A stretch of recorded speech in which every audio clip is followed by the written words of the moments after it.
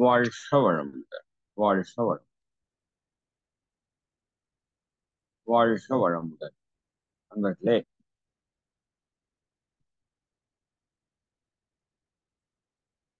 இன்று நாம் ஒரு மிக முக்கியமான சிந்தனையுடைய தொடர்ச்சியை நாம சிந்தித்துக் கொண்டிருக்கிறோம், சிந்திக்க இருக்கின்றோம். அதாவது உணவு, நாம் உண்ணக்கூடிய உணவிலே தவிர்க்க வேண்டிய உணவுகளை பற்றிய ஒரு சிந்தனையை சென்ற வகுப்பிலே நாம் கொடுத்திருந்தோம். அதுல தொடர்ச்சியை இன்று நாம் பார்த்துவிட்டு, அதற்கு முன்பாக உங்களுக்கு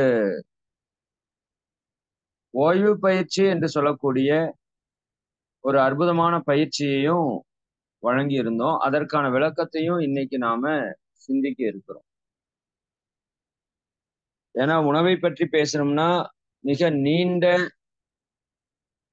பேச்சை நம்ம பேசிக்கொண்டே இருக்கலாம். ஏன்னா அவ்வளவு விஷயங்கள்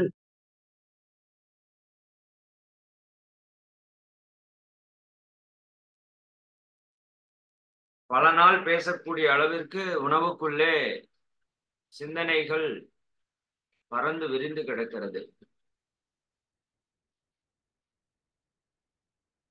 சரி,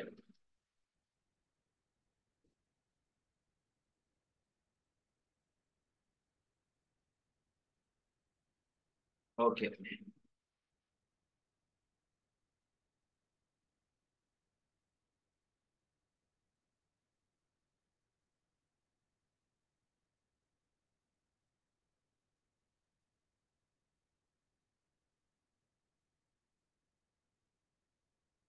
நீங்க ஒவ்வொரு விஷயம் சொல்றது மாதிரி மிக முக்கியமான சில சிந்தனைகளை தான் நான் உங்களோட பகிர்ந்துக்கிறேன். அதற்கான ஒரு தூண்டுதலை உங்களுக்குள்ள தூண்டிவிட முடியும். இன்னும் நீங்க ஆழமாக அதுல பயணித்துக் கொள்ளணும். அதற்கு முயற்சி பண்ணுங்க. பட் இப்ப கொடுக்கறத ப்ராப்பரா ஃபாலோ பண்ணுங்க. இதற்கு மேல உங்களுக்கு ஆர்வம் இருந்தா நீங்க நிச்சயமா இன்னும் நிறைய தெரிந்து கொள்ள முடியும். சரி, தவிர்க்க வேண்டிய உணவுகள்ல நம்ம சொன்ன விஷயங்கள் உங்களுக்கு எல்லாருக்கும் பிடிபட்டிருக்கும். அதை நீங்க முறையா கடைபிடிப்பீங்க அப்படின்னு நம்புறோம்.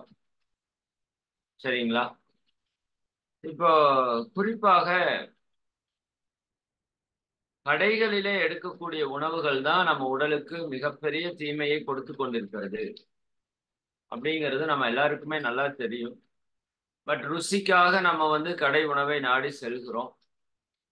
குறிப்பா இன்னைக்கு பெண்களே கடைக்கு போய் சாப்பிட்றது அப்படிங்கிறத ஒரு ஒரு பேஷனா மாத்திட்டாங்க, அப்படிதான் சொல்லணும். முதல்ல கடைக்கு போய் வாங்கி சாப்பிட்றாங்கனாவே அவங்கள ஒரு தரக்குறைவான ஒரு ஃபேமிலியா பார்ப்பாங்க. சரிங்களா? வீட்டுல சோறாக்காம கடையில போய் வாங்கி சாப்பிட்றாங்க அப்படிங்கிற மாதிரி அது ஒரு ஒரு மனித வாழ்க்கையினுடைய தரத்தையே குறைத்த ஒரு விஷயமா பார்ப்பாங்க. ஆனா இன்னைக்கு அதெல்லாம் ரொம்ப சர்வசாதாரணமா ஆர்டர் பண்ணி சாப்பிட்ற அளவுக்கு நம்ம வந்துட்டோம். பட் இந்த கல்ச்சர் நிச்சயமா மாறணும். சரிங்களா? கண்டிப்பா இந்த கல்ச்சர் மாறணும். மாறும்போதுதான் நம்ம வாழ்க்கையில மாற்றம் நிகழும். இப்போ தவிர்க்க வேண்டியதுல நம்ம வெள்ளை சர்க்கரை சொல்லியிருக்கிறோம், பால் சொல்லியிருக்கிறோம், மைதா மாவு சொல்லியிருக்கிறோம், ரீஃபைனட் ஆயில் சொல்லியிருக்கிறோம். சரிங்களா? இன்னும் குறிப்பாக மாவு, நம்ம ஆட்டி வைக்கிற மாவை ஒரு லிமிட்டடா யூஸ் பண்ணணும்னு சொல்லியிருக்கிறோம். அது போக கடைகளில விற்கக்கூடிய பேக்கடு ஃபுட்ஸ் எல்லாமே நம்ம தவிர்க்கணுங்கிறத சொல்லியிருக்கிறோம். இப்போ இன்னொரு மிக முக்கியமான விஷயம், வெள்ளை அரிசி. அரிசி மிக சிறந்த உணவு. நெல் மிகச்சிறந்த உணவு, ஆகச்சிறந்த உணவு நெல். பட் அதை நாம இன்னைக்கு மிக குறுகிய காலத்துல வளர்த்தி கொண்டு வர்ற மாதிரியான ஸ்ட்ரக்சருக்கு வந்துட்டோம். சரிதானுங்களா? நெல்லெல்லாம் பல சில அடி தூரத்திற்கு வளரக்கூடிய ஒரு பயிர். அது இன்னைக்கு அரை அடி ஒரு அடியில வளர்த்தி அதுல மகசூலை அதிகப்படுத்துவதற்காக மிக குறுகிய காலத்துல நாம பயன்படுத்திட்டு இருக்கிறோம். அப்ப அப்படி வரும்போது என்ன நடக்குது அப்படின்னா, இன்னைக்கு எல்லாமே நம்ம என்ன சொல்றது, வேக யுகமாக இருக்கிறதுனால எல்லாத்தையுமே வேகப்படுத்தி பழகிட்டோம். அப்போ சீக்கிரமா சீக்கிரமா எல்லாமே சீக்கிரமா சீக்கிரமா நிகழணும்னு எதிர்பார்க்கிறோம். ஒரு 6 மாதம் வளர்ற நெற்பயிரை 3 மாதத்துல வளர வைக்க முடியுமாங்கிற முயற்சியில இன்னைக்கு விஞ்ஞானம் வெற்றி பெற்றிருக்கு. அப்போ அந்த உணவு தான் நம்ம உடல் உயிர் ஆற்றலா மாறும்போது, அப்ப 6 மாதத்துல விளைச்சலை கொடுக்கறத 3 மாசத்துல கொடுக்க வச்சீங்கன்னா, நம்ம உடம்புல 6 மாதத்துல நடைபெற வேண்டிய மாற்றங்கள் 3 மாதத்திலேயே நடக்கும். அப்ப 120 ஆண்டு வாழக்கூடிய ஒரு மனிதன் 60 ஆண்டிலே இறப்பான். இது நீங்க எளிமையா புரிந்து கொள்ள முடியும். சரிங்களா? அதனால முடிந்த வரைக்கும் இன்னைக்கு நிறைய தேடினோம்னா நல்ல அந்த இயற்கையான உணவு, ஆர்கானிக்கான உணவு உணவுப் பொருளை நம்மால பெற முடியும். பட் கொஞ்சம் தேடணும். ஆனா நம்ம இறை சாதனை மார்க்கத்தின் மூலமாக நம்ம இன் ஃபியூச்சர் அதையும் மக்களுக்கு ஏற்பாடு பண்ணி கொடுக்கணுங்கிறதுல இருக்கிறோம். அப்ப நம்ம எல்லாரும் ஒன்றிணையும் போது இன்னும் நிறைய நல்ல விஷயங்கள் நடக்கும். அப்ப அரிசியில என்ன பண்றாங்க அப்படின்னா, அந்த பாலிஷ் பண்றாங்க பாத்தீங்களா, அதுல இருக்கிற நல்ல சத்துக்கள் எல்லாம் வெளியே போகுது. வெறும் கார்போஹைட்ரேட் மட்டும்தான் நமக்கு உணவாக கிடைக்குது அரிசியில. புரியுதுங்களா? அப்ப முடிந்த வரைக்கும் அந்த அரிசிய, இப்போ பழைய அரிசி இருக்கு, கைக்குத்தல் அரிசி, சரி, சிவப்பு அரிசி, இந்த மாதிரி எல்லாம் நிறைய வகைகள் இருக்கு. அல்லது அந்த ஒற்றை அரைவல் அரிசி, அப்படியெல்லாம் நிறைய விதங்கள் இருக்கு. நீங்க இன்னைக்கு தேடுனா நிச்சயமா கிடைக்கும். என்ன, சாப்பிட்றதுக்கு கொஞ்சம் பழக்கத்துக்கு கொஞ்சம் டைம் எடுக்கும். பட் பழகிட்டீங்கன்னா அற்புதமா இருக்கும். சரிங்களா? சுகர் வர்றதுக்கு மிக முக்கியமான காரணம் பட்டை தீட்டப்பட்ட வெள்ளை அரிசி. சரிங்களா? அது நல்லா சன்னமா, நல்லா அழகா, நல்லா டேஸ்டா, நல்லா கொடுக்கற மாதிரி கொண்டு வந்துட்டாங்க. அரிசிக்கு நிகர் எந்த தானியத்தையுமே வைக்கவே முடியாது. ஏன்னா அரிசியினுடைய சுவை தாய்ப்பாலினுடைய சுவைக்கு நிகரானதுன்னு கண்டுபிடிச்சிருக்காங்க. அதனாலதான் அரிசி நம்மளால விடவே முடியறது இல்லை. புரியுதா இல்லைங்களா? அப்ப அந்த அரிசி வகைகள்ல மற்ற அரிசி வகைகளுக்கு மாறுவதற்கு முயற்சி பண்ணுங்க. அல்லது இந்த அரிசி எடுத்தாலும் குறைவான அளவுல அரிசி எடுத்துக்கிறதுக்கு நீங்க திட்டமிடணும். வெள்ளை அரிசி, இன்னைக்கு வரக்கூடிய வெள்ளை அரிசியும் நம்ம உடலுக்கு பாதிப்பை கொடுக்கக்கூடியதுதான். அதாவது பாதிப்பு கொடுக்குதுன்னா கார்போஹைட்ரேட்டா இருக்கு. அந்த அளவுக்கு நம்மளால கடினமான உழைப்பு உழைக்க முடிஞ்சதுன்னா கூட அது செரிமானமாய ஆற்றலா மாறிடும். நம்ம அந்த அளவுக்கு உழைப்பு உழைக்கிறது இல்லை. அதனால அந்த அரிசிய பயன்பாட்டை நீங்க முடிஞ்ச வரை குறைக்கணும். அப்ப அந்த இடங்கள்ல சிறுதானியங்களை நீங்க சேர்த்தணும். நிச்சயமா இது ரொம்ப ரொம்ப முக்கியமான விஷயம். உங்க உடல் ஆரோக்கியமா இருக்கணும் அப்படின்னா ஒரு வேளையாவது சிறுதானிய உணவை நீங்க எடுக்கணும். சரிங்களா? அது கம்போ, ராகியோ, சோளமோ, அல்லது குதிரவாளியோ, அல்லது தினையோ, சரிதானே, ஏதோ ஒரு சிறுதானியத்தை அதை நீங்க ஒரு கஞ்சியா வச்சு பயன்படுத்தலாம். ஒரு பொங்கல் செஞ்சு பயன்படுத்தலாம். சிறுதானிய உணவு இன்னைக்கு ஆயிரக்கணக்கான வெரைட்டி பண்ற அளவுக்கு நிறைய வெரைட்டிஸ் கொடுக்குறாங்க. ஒரு களி கிண்டி சாப்பிடலாம். ரொம்ப சிம்பிளான விஷயம். சரிங்களா? ஒரு கம்மங்கூழை வச்சு நம்ம குடிச்சிட்டு போயிடலாம். ஒரு ராகி கூழ் காய்ச்சி குடிச்சிட்டு போயிடலாம். அவ்வளவு ஒரு ஸ்டெமினா.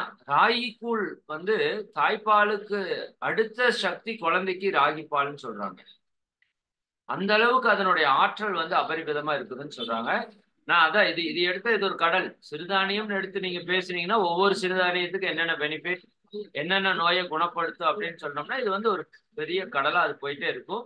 நான் உங்ககிட்ட கேட்டுக்கிற ரெக்வெஸ்ட் என்னன்னா, வேதாத்திரி மகரிஷி உணவை இப்படி அமைத்துக் கொள்ளுங்கன்னு சில விஷயம் சொல்றதுல, காலை உணவு எல்லாருக்கும் எப்படி இருக்கணும்னு மகரிஷி சொல்றாங்கன்னா, புஞ்சை தானியத்தால் ஆன கஞ்சி. இது மகரிஷி சொன்ன உணவு திட்டம். காலை உணவு நமக்கு புன்சை தானியங்கள்னா தான் சிறுதானியங்கள். நஞ்சை தானியங்கள்னா நீர் நிரப்பி நின்று நெல் போன்ற பயிர்கள் நன்சைன்னு சொல்லுவோம். புஞ்சை என்றுன்னா அந்த வானம் பார்த்த பூமியில விளையுது பாத்தீங்களா, விளைச்சல், அது எல்லாமே புன்சை தானியங்கள். அப்ப அதுக்கு ஆற்றல் அதிகமா இருக்கும். அப்ப அந்த உணவை நாம எடுத்து பழகணும். அது ஒரு கஞ்சியாகவோ ஏதாவது நீங்க வச்சுக்கலாம். இப்ப நிறைய அந்த கருப்பு கவுனி அரிசி கஞ்சி எல்லாம் ரொம்ப எக்ஸலென்ட்டா வந்து ஃபேமஸ் ஆயிட்டு இருக்கு. சரிங்களா? அப்போ ஒரு வேளை நீங்க கஞ்சி உணவு, கூட சட்னி, சாம்பார், தேங்காய் என்ன வேணா நீங்க போட்டுக்கலாம். அந்த மாரி உங்க உணவு கல்ச்சர கொஞ்சம் நம்ம மாற்றணும். அப்போ ஒரு வேளை கஞ்சி உணவு. அது காலையாக இருந்தா மிக சிறப்பு. என்ன காரணம்னா, நான் முதல்லயே சொல்லியிருக்கிறேன். இரவு 8 மணிக்கு சாப்பிடுறோம். அடுத்த நாள் காலையில 8 மணிக்கு சாப்பிடுறோம்னா 12 மணி நேரம் கேப். அப்ப அப்படி நீங்க சாப்பிடும்போது காலை உணவை மிக எளிமையாக ஜீரணிக்கக்கூடிய, ஆனால் சக்தி அதிகமா இருக்கக்கூடிய உணவை சாப்பிடணும்னு சொல்லியிருக்கேன்.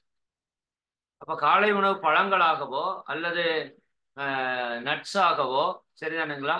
அல்லது தேங்காய் பாலோ, தேங்காய் பழமோ, அல்லது சிறுதானியத்திலான கஞ்சியோ, இந்த மாதிரி நீங்க உங்களை மாற்றிக் கொள்ளணும். இன்னும் முளை கட்டிய தானியங்கள கொஞ்சம் எடுத்துக்கலாம். அப்போ காலை உணவு மருந்தாக மாறக்கூடிய ஆற்றல் இருக்கிறதால, நீங்க கொஞ்சமா சாப்பிட்டாலும் நல்லா ஆற்றல் மிக்க உணவாக எடுத்துக்கொள்ளணும். அதுல சிறுதானியம் மிக மிக முக்கியமான இடத்தை வகிக்குது. நான் அடிக்கடி சொல்லுவேன், நீங்க அரிசி 25 கிலோ மூட்டை அப்படியே எடுத்து கொண்டாந்து போட்டீங்கன்னா, பெண்கள் சிறுதானியத்துல கைய வைக்க மாட்டீங்க. ஒரு மாசத்துக்கு உங்களுக்கு 10 கிலோ தேவை இல்லது 20 கிலோ தேவைன்னா, 10 கிலோ அரிசி எடுத்துக்கங்க. மிச்சம் 10 கிலோ வேணுமா? ஒரு கிலோ தெனை, 1 கிலோ ராகி, 1 கிலோ கம்பு, 1 கிலோ குதிரைவாலி. சரிங்களா? இப்படி 10 சிறுதானியங்கள் அல்லது 5 சிறுதானியங்கள் 2, 2 கிலோ வாங்கி வச்சுக்கோங்க. சரிதான். அப்பதான் அது கெட்டு போகக்கூடாதுனாவது நம்ம பயன்படுத்துவோம். இதெல்லாம் நான் பிராக்டிகலா கண்டுபிடிச்ச விஷயம். சரிங்களா? அப்படி இருந்தா மட்டும்தான் அது பயன்பாட்டுக்குள்ள வரும். இன்னும் கொஞ்சம் பெண்கள் கொஞ்சம் டைம் எடுத்து ஒரு கொஞ்சம் அதைய டேஸ்ட்டா வெரைட்டியா பண்ணீங்கன்னா, வெள்ள அரிசியவே மறக்கிற அளவுக்கு உங்களால பண்ண முடியும். ஆனா இன்னைக்கு நிறைய பெண்களுக்கு அந்த உணவு சமைக்கிறதுல பெரிய ஈடுபாடு இல்ல. இன்ட்ரெஸ்ட் இல்ல. அவங்க ஏதோ பணம் சம்பாதிக்கிறது தான் பெரிய விஷயமா நெனைக்கிறாங்க. புரியுதா இல்லைங்களா? நம்மள போய் ப்ரூவ் பண்ணணும்னு நெனைக்கிறாங்க. அதெல்லாம் என்ன பொறுத்தவரைக்கும் தேவையில்ல. ஷைன் பண்றது பண்ணுங்க தப்பில்ல. பட் ஒரு உணவை சமைத்து மத்தவங்களுக்கு கொடுக்கிறத விட உயர்ந்த சேவை ஒண்ணுமே கிடையாது எனக்கு. எனக்கு தெரிஞ்சு. அதனால தான் இந்த உயர்ந்த சேவையை பெண்கள் கிட்ட இயற்கை குடுத்திருக்கு. ஒரு உயிரை பெற்று, அதை காப்பாத்தி, அதற்கான உணவு கொடுத்து, அதனுடைய வாழ்க்கை முழுவதும் அதை சிறப்பாக கொண்டு போறதுக்கான செயலை இறைவன் பெண்களிடம் தான் குடுத்திருக்கிறான். நான் அது பெண்ணின் பெருமை வர்றப்ப அத பத்தி பேசுறேன். அப்ப இங்க சட்டிப்பானை கழுவுறது அப்படிங்கிறது ஒரு கேவலமான வேலையாக இப்ப பார்க்கறக்கு ஆரம்பிக்கிறோம். அதுதான் உலகத்தின் மிகச்சிறந்த புனிதமான வேலை. புரியுதா இல்லைங்களா? அப்ப அது நம்ம நல்லா இன்ட்ரெஸ்ட்டா நம்ம பண்ணி பழகணும். அதுலதான் உங்க உடல், மனம், உங்க குடும்பத்தினுடைய ஆரோக்கியம், உறவுகளுடைய இணக்கம் எல்லாமே உங்க உணவு சமைக்கிறதுல தான் இருக்கு. அதனாலதான் பெண்கள் நினைத்தா என்ன வேணா செய்ய முடியும்னு சொல்றது அது சும்மா இல்ல. சரி, அதனால அதை பயன்படுத்துங்க. அதற்கப்புறம் இப்போ ஹைபிரிட் நிறைய வருது இல்லையா? அதுல கொஞ்சம் கவனமா இருங்க. முற்றிலுமாக தவிர்க்கிறதுக்கு வாய்ப்பு குறைவு. ஆனா முடிஞ்ச வரைக்கும் தவிர்க்கிறதுக்கு முயற்சி பண்ணுங்க. குறிப்பாக சீடுலெஸ் இருக்கிற எந்த உணவையும் வாங்கி சாப்பிட வேண்டாம். நல்லா புரிஞ்சுக்கோங்க. சீட் என்பது விதை. அதுதான் வித்து சக்தி. அப்ப அந்த விதை வித்து சக்தி தான் அடுத்த ஒரு ஜெனரேஷனை உருவாக்கும். இப்ப நிறைய வந்து சீட்லெஸ் திராட்சை, இந்த பச்சை திராட்சை பாத்தீங்கன்னா சீட்லெஸ். எடுத்து சாப்பிட்டா டேஸ்டா இருக்கும். ஆனா சீட்லெஸ் திராட்சை சாப்பிட்டா, சீட்லெஸ் மாதுளம்பழம் வருது, சீட்லெஸ் பப்பாளி பழம் வருது. சரியானுங்களா? அப்ப சீட்லெஸ் எல்லாம் சாப்பிட்டீங்கன்னா என்ன நடக்கும்னா, நம்ம உடம்புல சீடுலெஸ் ஆயிடும். சீடுனா புரியுதா? வித்து சக்தி. காயகல்பத்தில் சொல்லியிருக்கோம்னா உயிர் ஆற்றல். அந்த சீடு லெஸ்ஸில் இருக்கிற உணவுகளை நீங்க எடுக்கும்போது உங்க உடம்புல வித்து சக்தி இல்லாமல் போய்விடும். உங்களால அடுத்த ஜெனரேஷனை உற்பத்தி பண்ண முடியாது. உங்களுக்கு குழந்தை பிறக்காது. புரியுதா? அதனால முடிந்த வரைக்கும் சீடு இருக்கிற நாட்டு வகை பழங்களை நல்லா சாப்பிட்றதுக்கு முயற்சி பண்ணுங்க. இன்னொன்னு, சீசன் டைம்ல வரக்கூடிய உணவுகளை நல்லா வாங்கி சாப்பிடுங்க. இப்ப மாம்பழம் வருதா, சௌரியத்துக்கு சாப்பிடுங்க. ஒண்ணும் தப்பு கிடையாது. ஒண்ணுமே பண்ணாது அது. பயப்படாம. பலாப்பழ சீசன் வருதா சாப்பிடுங்க. தர்பூசணி சீசன் வருதா சாப்பிடுங்க. தர்பூசணிலேயே கொஞ்சம் எல்லாம் கெமிக்கல்ஸ் எல்லாம் பண்றாங்கங்கிறாங்க. பட் அந்த சீசன்ல அந்த உணவை நீங்க நல்லா சாப்பிட்டு பழகுங்க. இன்னொன்னு, நம்ம ஏரியால என்ன விளையுதோ அதை வாங்கி சாப்பிடுங்க. புரியுதா இல்லைங்களா? ஒரு குளிர் பிரதேசத்துல விளையிற உணவு நமக்கு உகந்ததா இருக்காது. ஏன்னா இந்த சீதோஷ நிலையில நான் வாழ்றேன். நான் திருப்பூர்ல இருக்கேன். அப்ப என்னை சுற்றி என்னென்ன மரம் வருது? நான் வாழ்ற பூமி எனக்கான விஷயத்த சரியா கொடுக்கும். புரியுதா இல்லைங்களா? எங்கேயோ காஷ்மீரில விளையக்கூடிய ஒரு விஷயத்த நாம வந்து வாங்கி சாப்பிட வேண்டிய அவசியம் இல்லை. அது உங்களுக்கு பெரிய பலனையும் கொடுக்காது. சொல்லலாம் 1000 விஷயம் நம்ம பேசிட்டே இருக்கலாம். புரியுதா இல்லைங்களா? நம்ம வீட்டுக்கு பக்கத்தால விளையிற கொய்யா பழத்துல இருக்கிற ஆற்றல் எங்கேயுமே உணவுல இருக்கிறதுக்கு வாய்ப்பு இல்லை. மற்ற பழங்கள் இருக்கிறதுக்கு வாய்ப்பு இல்லை. அதனால முடிந்த வரைக்கும் என்னை சுற்றி வளரக்கூடிய உணவுகளை நான் எடுத்துக்கொள்ளும் போது அது என்னுடைய உடலுக்கு அப்படியே ஆற்றலாக மாற்றம் தரும். போய் நிறைய பணத்தை கொடுத்து, சரி நம்ம பணம் நிறைய கொடுத்தா அது நல்ல பொருள் நினைச்சுக்கிறோம். அப்படி ஒரு மாயையில நம்ம சிக்கி கிடக்கிறோம். பப்பாளி பழத்துக்கு ஈக்குவலான ஆற்றல் எந்த பழத்திலையும் இருக்காது. அவ்வளவு ஆற்றல் பப்பாளி பழத்துல இருக்கு. புரியுது? அதே மாதிரி நாட்டு காய்கறிகள்ல அவ்வளவு ஆற்றல் இருக்கு. காய்கறி மருத்துவம்னு நான் ஒரு நாள் வேணா பேசுறேன். 12 காய்கறிகள், எல்லா காய்கறியிலும் ஆற்றல் இருக்கு. சரி, இல்லாட்டி அதை பத்தி சர்ச் பண்ணுங்க. உணவை பற்றி நிறைய சர்ச் பண்ணுங்க. நிறைய அற்புதங்கள் உணவுக்குள்ளேயே இருக்கு. சரியாங்களா? பழங்கள், அதுல நிறைய மருத்துவ குணங்கள் இருக்கு. சரி, அப்ப பழங்கள் எடுக்கும்போது நம்ம ஏரியால இருக்கிற பழங்கள், நம்ம ஏரியால விளையக்கூடிய பழங்கள், சீசனுக்கான பழங்கள் நல்லா சாப்பிடுங்க. சீடுலெஸ்ஸ 100% தயவு செஞ்சு சாப்பிடாதீங்க. உங்க காலத்தொட்டு கெடுது. உங்களுக்கு குழந்தை பிறக்காம போயிடும். உங்க குழந்தைகளுக்கு மலட்டுத்தன்மை வந்துடும். சரி, அதே மாதிரி இந்த ஹைபிரிட்ல மிக சீக்கிரமா வளரக்கூடியது இன்னைக்கு நிறைய வருது. சரிங்க, அதை சாப்பிட்றதுனாலதான் நமக்கு சீக்கிரமாக வயோதிகத்தன்மை, சீக்கிரமாக இறப்பு நடக்குது. குறிப்பா இந்த இடத்துல நான் நான்வெஜ் பத்தி சொல்லிதான் ஆகணும். நான் லைட்டா சொல்றேன், பட் இதை நான் பெருசா ஃபோர்ஸ் பண்ணல. பட் ஆனா சொல்லிதான் ஆகணும். உணவுன்னு நான் ஒண்ணு பேசுறேன் அப்படின்னா இந்த இடத்த நம்ம டச் பண்ணாம போக முடியாது. மகரிஷி சொல்லியிருக்கிறாங்க, உணவுக்கு உயிர் கொள்ளா நோன்பு இருக்கணும்னு சொல்லியிருக்கிறாங்க. பட் ரொம்ப வலியுறுத்தி மகரிஷி சொல்லல. ஏன்னா நான் இப்ப ரொம்ப அதை பத்தி வலியுறுத்தி சொல்ல முடியும் என்னால. ஒரு மணி நேரம் அதை பத்தி நான் பேசினேன்னா நீங்க லைஃப்ல நான்வெஜ் தொட மாட்டீங்க. புரியுதா இல்லைங்களா? அந்த அளவுக்கு நான் வந்து ஸ்ட்ராங்கா பேசிடுவேன். அதுல இருக்கிற உண்மை, அது உங்க உடல்ல போய் என்னென்னவெல்லாம் மாற்றம் பண்ணுது, எப்படி உங்களுக்கெல்லாம் நோயை உருவாக்குது, எப்படி உங்க குணத்தை வந்து மிருக குணமா மாற்றுதுன்னெல்லாம் நிறைய பேசிட முடியும். எப்படி கர்மாவை உருவாக்குது, எப்படி பாவப்பதிவை உங்ககிட்ட கொட்டுதுன்னு. பட் அதை சொன்னோம் அப்படின்னா, நான் இப்ப சொன்னேன்னா அப்ப நீங்க இது வந்து நான்வெஜ் சாப்பிடக்கூடாத ஒரு இடமாக நீங்க ஃபீல் பண்ணி இதுக்கு வர்றதை நிறுத்திடுவாங்க. மகரிஷி அப்படிதான் ஆரம்பத்துல முதல்ல ஸ்ட்ராங்கா உணவை பத்தி பேசினாங்க. பட் அவர் பேசும்போது நிறைய பேர் மகரிஷி விட்டு விலகுனாங்க. இன்னைக்கு வள்ளலாரோட அமைப்புல பெருசா மக்கள் இருக்க மாட்டாங்க பாருங்களேன். சரிங்களா? ஏன்னா அங்க போனா நான்வெஜ் தவிர்க்கணும்னு ஒரு கட்டாயம் வந்து வள்ளலார் வச்சிருக்காரு. இப்ப மகரிஷி அந்த கட்டாயம் வைக்கல. வள்ளலாருடைய கோவிலுக்குள்ள நீங்க கால் வைக்கணும்னா வடலூர்ல நான்வெஜ் சாப்பிட்றவங்க உள்ள வரக்கூடாதுன்னு எழுதி வச்சிருக்காரு. வள்ளலாரே சொல்லி எழுதி வச்சுட்டு போயிருக்காரு. சரிங்களா? அந்த சித்தி வளாகத்திற்குள்ளே நீங்க காலை வைக்கணும்னா நான்வெஜ் சாப்பிடாம இருந்தாதான் வைக்கணும்.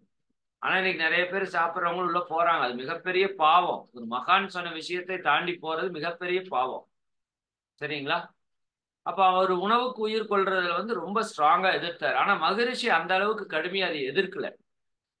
என்ன காரணம்னா நிறைய பேருக்கு நான்வெஜ் சாப்பிட வேண்டாம்னு தெரியும். சாப்பிட்டா பாதிப்பு வருதுன்னு தெரியும். அது இன்னைக்கு வரக்கூடிய நான்வெஜ்ல அது நான்வெஜ்ஜே கிடையாது.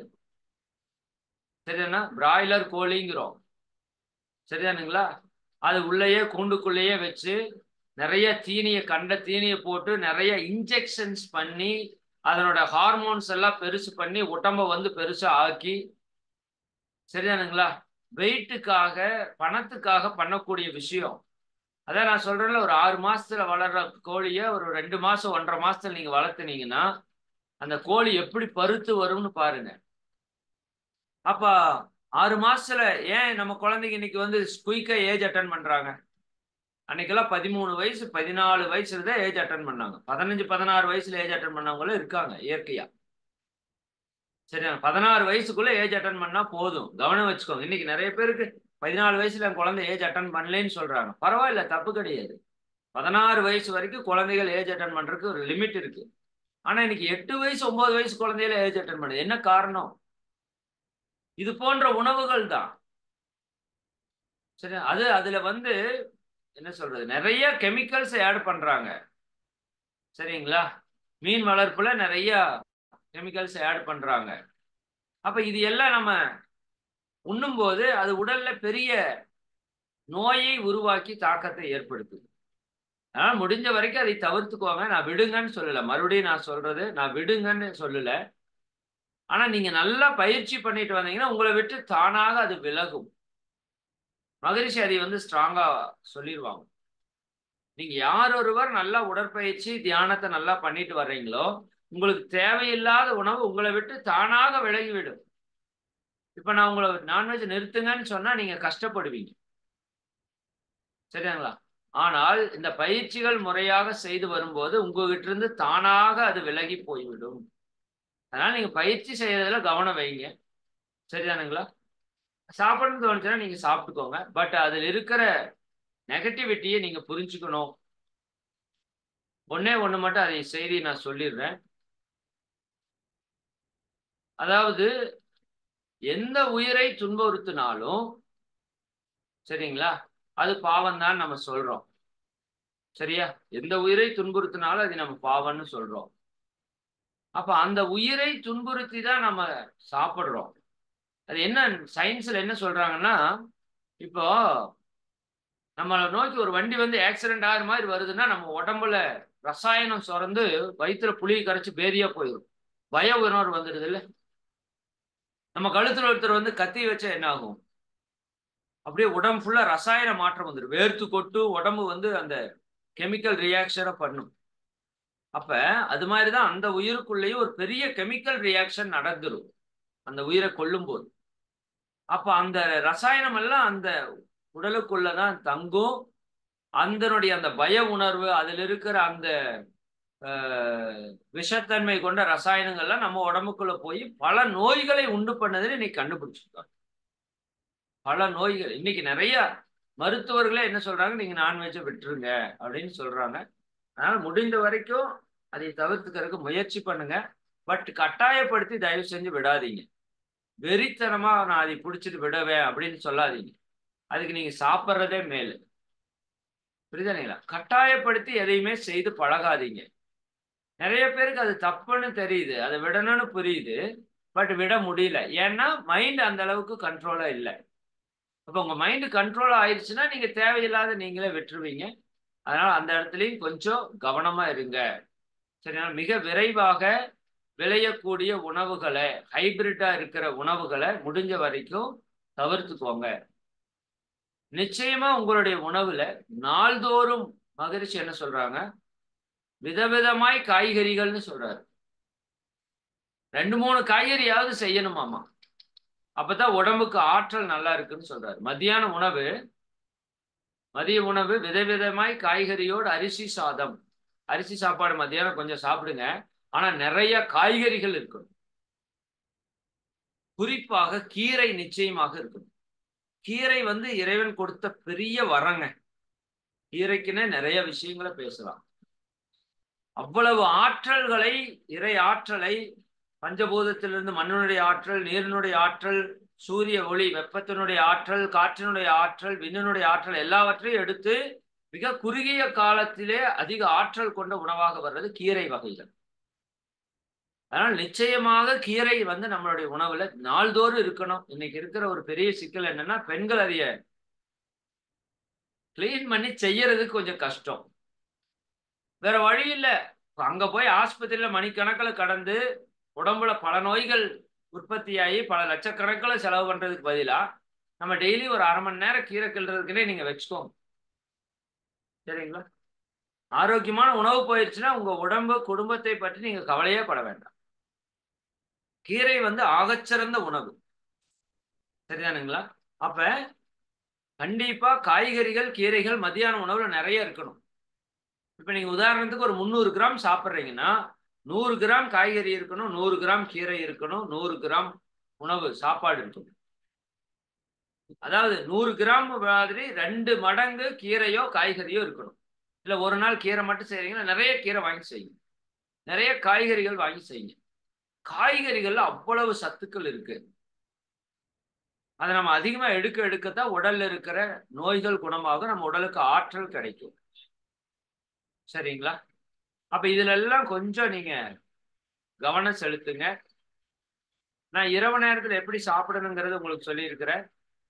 இரவு நேரத்துல சாப்பிடுற உணவு மிதமான உணவாக, குறைவான உணவாக, முடிந்த வரைக்கும் நேரத்துல உணவை எடுத்துக்கொண்டு நீங்க படுக்கைக்கு போற மாரி முயற்சி பண்ணணும்.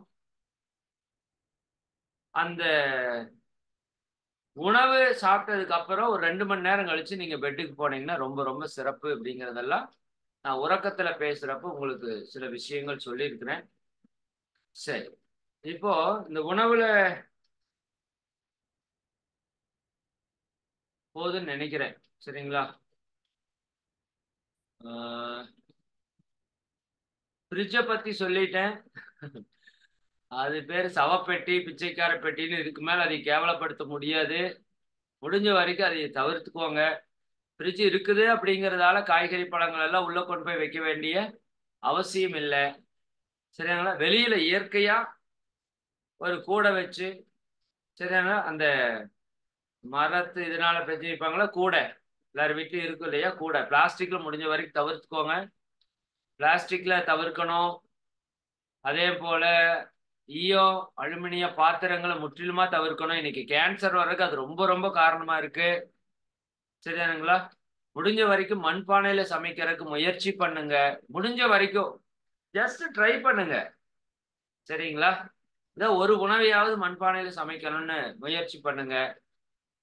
அதே போல அலுமினியம் குக்கர் பயன்படுத்துறது தவறுன்னு தான் ஒரு விதத்துல சொல்றாங்க. ஒரு விதத்துல குக்கர் நல்லதுன்னு சொல்றாங்க. அலுமினிய குக்கரை முடிஞ்ச வரைக்கும் தவிர்த்துக்கோங்க. சில்வர்ல வாங்கி வைக்கிறதுக்கு முயற்சி பண்ணுங்க. சில்வர் பாத்திரங்கள், அதுக்கு அடுத்தது இரும்பு, அதுக்கு அடுத்தது ரொம்ப பெஸ்ட் அப்படின்னா மண்ணு, மண் பானை. சரிதானுங்களா? அது நம்ம கொஞ்ச நாள்ல உடைஞ்சாலும் நம்ம மாத்திக்கலாம். ஒண்ணும் தப்பெல்லாம் கிடையாது. சரிதானுங்களா? அது கொஞ்சம் இன்வெஸ்ட் பண்ணா அது ஒண்ணும் தப்பு கிடையாது. உங்க உடலுக்கு அவ்வளவு ஆரோக்கியத்தை அது கொடுக்கும். சரிதானுங்களா? அதனால இது போன்ற விஷயங்கள பாத்திரங்கள் உணவுக்குள்ள போனீங்கன்னா, பாத்திரங்களை நீங்க கொஞ்சம் மாற்றி அமைத்துக் கொள்ளுங்க. சரி. அது போக இந்த அறுசுவை மருத்துவம் மட்டும் நான் சிம்பிளா சொல்லிடுறேன். நம்ம சாப்பிடுற உணவுல 6 சுவையும் இருக்கணும். இது ரொம்ப ரொம்ப முக்கியம். ரொம்ப ரொம்ப முக்கியம். நான் வேணா ஒரு ஃபோட்டோ வேணா உங்களுக்கு அனுப்புறேன். நீங்க அந்த ஃபோட்டோ பார்த்தீங்கன்னா, உங்களுக்கு நெறையா வந்து ஒரு புரிதல் உங்களுக்கு கிடைக்கும். அதாவது நம்ம உடம்புல இருக்கிற 12 ராஜ உறுப்புகள்னு சொல்லியிருக்கிறோம். ஆ பயோ கிளாக் அது உங்களுக்கு சீக்கிரமா பாடம் எடுக்கணும். பயோ கிளாக்னோட விஷயத்த. ஏன்னா, அது வர்றப்ப தான் உங்களுக்கு நெறைய புரிதல் வந்து நிகழும். பயோ கிளாக்ல. அதாவது அந்த 12 ராஜ உறுப்புகள் 2, 2 மணி நேரம் வேலை செய்யுதுன்னு சொன்னேன்ல, அதை பற்றி விளக்கம் வர்றப்போ அது இன்னும் கொஞ்சம் டெப்த்தா பார்க்கலாம். இப்ப நான் சொல்றது 6 சுவை நம்மகிட்ட இருக்கு. இனிப்பு, புளிப்பு, காரம், உப்பு, கசப்பு, துவர்ப்பு. இதுல டெய்லி இனிப்பு சாப்பிட்டுருவோம். டெய்லியும் புளிப்பு சாப்பிட்டுருவோம். டெய்லியும் காரம் சாப்பிட்டுருவோம். டெய்லி உப்பு சாப்பிட்டுருவோம். பட் துவர்ப்பும் கசப்பும் நம்ம அதிகமா சேர்த்த மாட்டோம். இன்னைக்கு இருக்கிற பல நோய்களுக்கு அடிப்படை காரணம் துவர்ப்பும் கசப்பும் நம்ம சேர்த்தாததுதான். அதனால நம்ம உணவுல 6 சுவை இருக்கிற மாதிரி நீங்க கொஞ்சம் கவனம் வைத்துக் கொள்ளுங்க. சரி ஒண்ணும் இல்ல. ரெகுலரா சாப்பிடுறப்ப ஒரு ஸ்பூன் சர்க்கரைய ஃபர்ஸ்ட் கரும்பு சர்க்கரை, நாட்டு சர்க்கரைய ஒரு ஸ்பூன் போட்டீங்கன்னா இனிப்பு வந்துரும். ஃபர்ஸ்ட் இனிப்பு தான் சாப்பிடணும். அது ஏன் சார் ஃபர்ஸ்ட் இனிப்பு தான் சாப்பிடணும்? அதனாலதான் நம்ம முன்னோர்கள் பரிமாறினப்ப ஃபர்ஸ்ட் ஸ்வீட் வைப்பாங்க. ஸ்வீட்னா இன்னைக்கு செய்யற ஸ்வீட் இல்ல. அன்னைக்கு சக்கரை பொங்கல் வைப்பாங்க. சரிங்களா? அந்த அந்த ஸ்வீட் இயற்கையா வர்ற ஸ்வீட்டை வைப்பாங்க. அப்ப ஃபர்ஸ்ட் நீங்க ஸ்வீட் சாப்பிட்ட உடனேயும் ஸ்வீட்டுக்கான உறுப்பு எது தெரியுங்களா? நம்மளுடைய இரைப்பை. இப்படி 6 சுவைக்கும் 6 உறுப்புகள் இருக்கு. அப்ப இரைப்பை தான் உங்க உணவை டைஜஷன் பண்ணணும். இல்லையா? அதுதானே ஹெவியா வேலை பார்க்கணும் ஜீரணத்துல. அப்ப முதல்ல உணவு, இனிப்பான உணவை நீங்க போட்டீங்கன்னா உங்க இரைப்பை நல்லா வேலை செய்யறதுக்கு ஆரம்பிச்சு. சரியா? அப்ப இரைப்பை நல்லா வேலை செய்யும் போது ஜீரணம் நல்லா நடக்கறதுக்கு ஆரம்பிச்சு. அதனால முதல்ல வந்து இனிப்ப சாப்பிடணும்னு சொல்லுவோம். இனிப்பு வந்து பஞ்சபூதங்கள்ல மண்ணுக்குரிய ஆற்றல் வந்து இனிப்பினுடைய தன்மையில் இருக்கு. அது நம்ம உடல்ல இரைப்பை அண்ட் மண்ணீரல், சரிங்களா? மண்ணீரல்னு கேள்விப்பட்டிருக்கீங்களா? கல்லீரல், மண்ணீரல்னு கேள்விப்பட்டிருக்கலாம். மண்ணீரல் வந்து ஸ்பிளீன், சரிங்களா? அப்ப அந்த இனிப்பு சுவை நம்ம இரைப்பையையும் நம்ம மண்ணீரலையும் இயக்க வைக்கக்கூடிய ஆற்றல் கொண்டது. அதனால முதல்ல ஸ்வீட் சாப்பிடணும் அப்படின்னு சொல்லுவாங்க. அந்த இரைப்பையினுடைய மண்ணீரலினுடைய வெளி உறுப்பு எதுன்னு பாத்தீங்கன்னா நம்முடைய உதடு, சரிங்களா? உதடு. உங்களோட மண்ணீரல் நல்லா இருக்கா? உங்க உடம்புல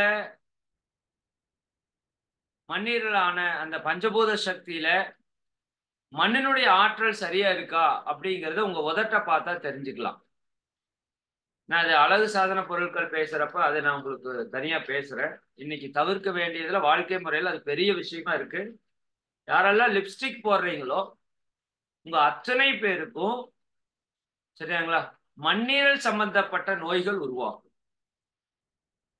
மண்ணீரல் ரொம்ப ரொம்ப இம்பார்ட்டன்டான உறுப்பு நம்ம உடம்புல, சரிங்களா? உதட்டு பகுதியை பார்த்தா தெரிஞ்சிடும் உங்களோட மண்ணீரல் எப்படி இருக்குன்னு கண்டுபிடிச்சிடலாம், சரிங்களா? அதனால இந்த தேவையற்ற உதட்டு சாயங்கள் இன்னைக்கு வந்து நிறைய பெண் குழந்தைகள் பயன்படுத்துறாங்க. பெற்றோரே அதை ஊக்குவிக்கிறாங்க, குறிப்பா பெண்கள்.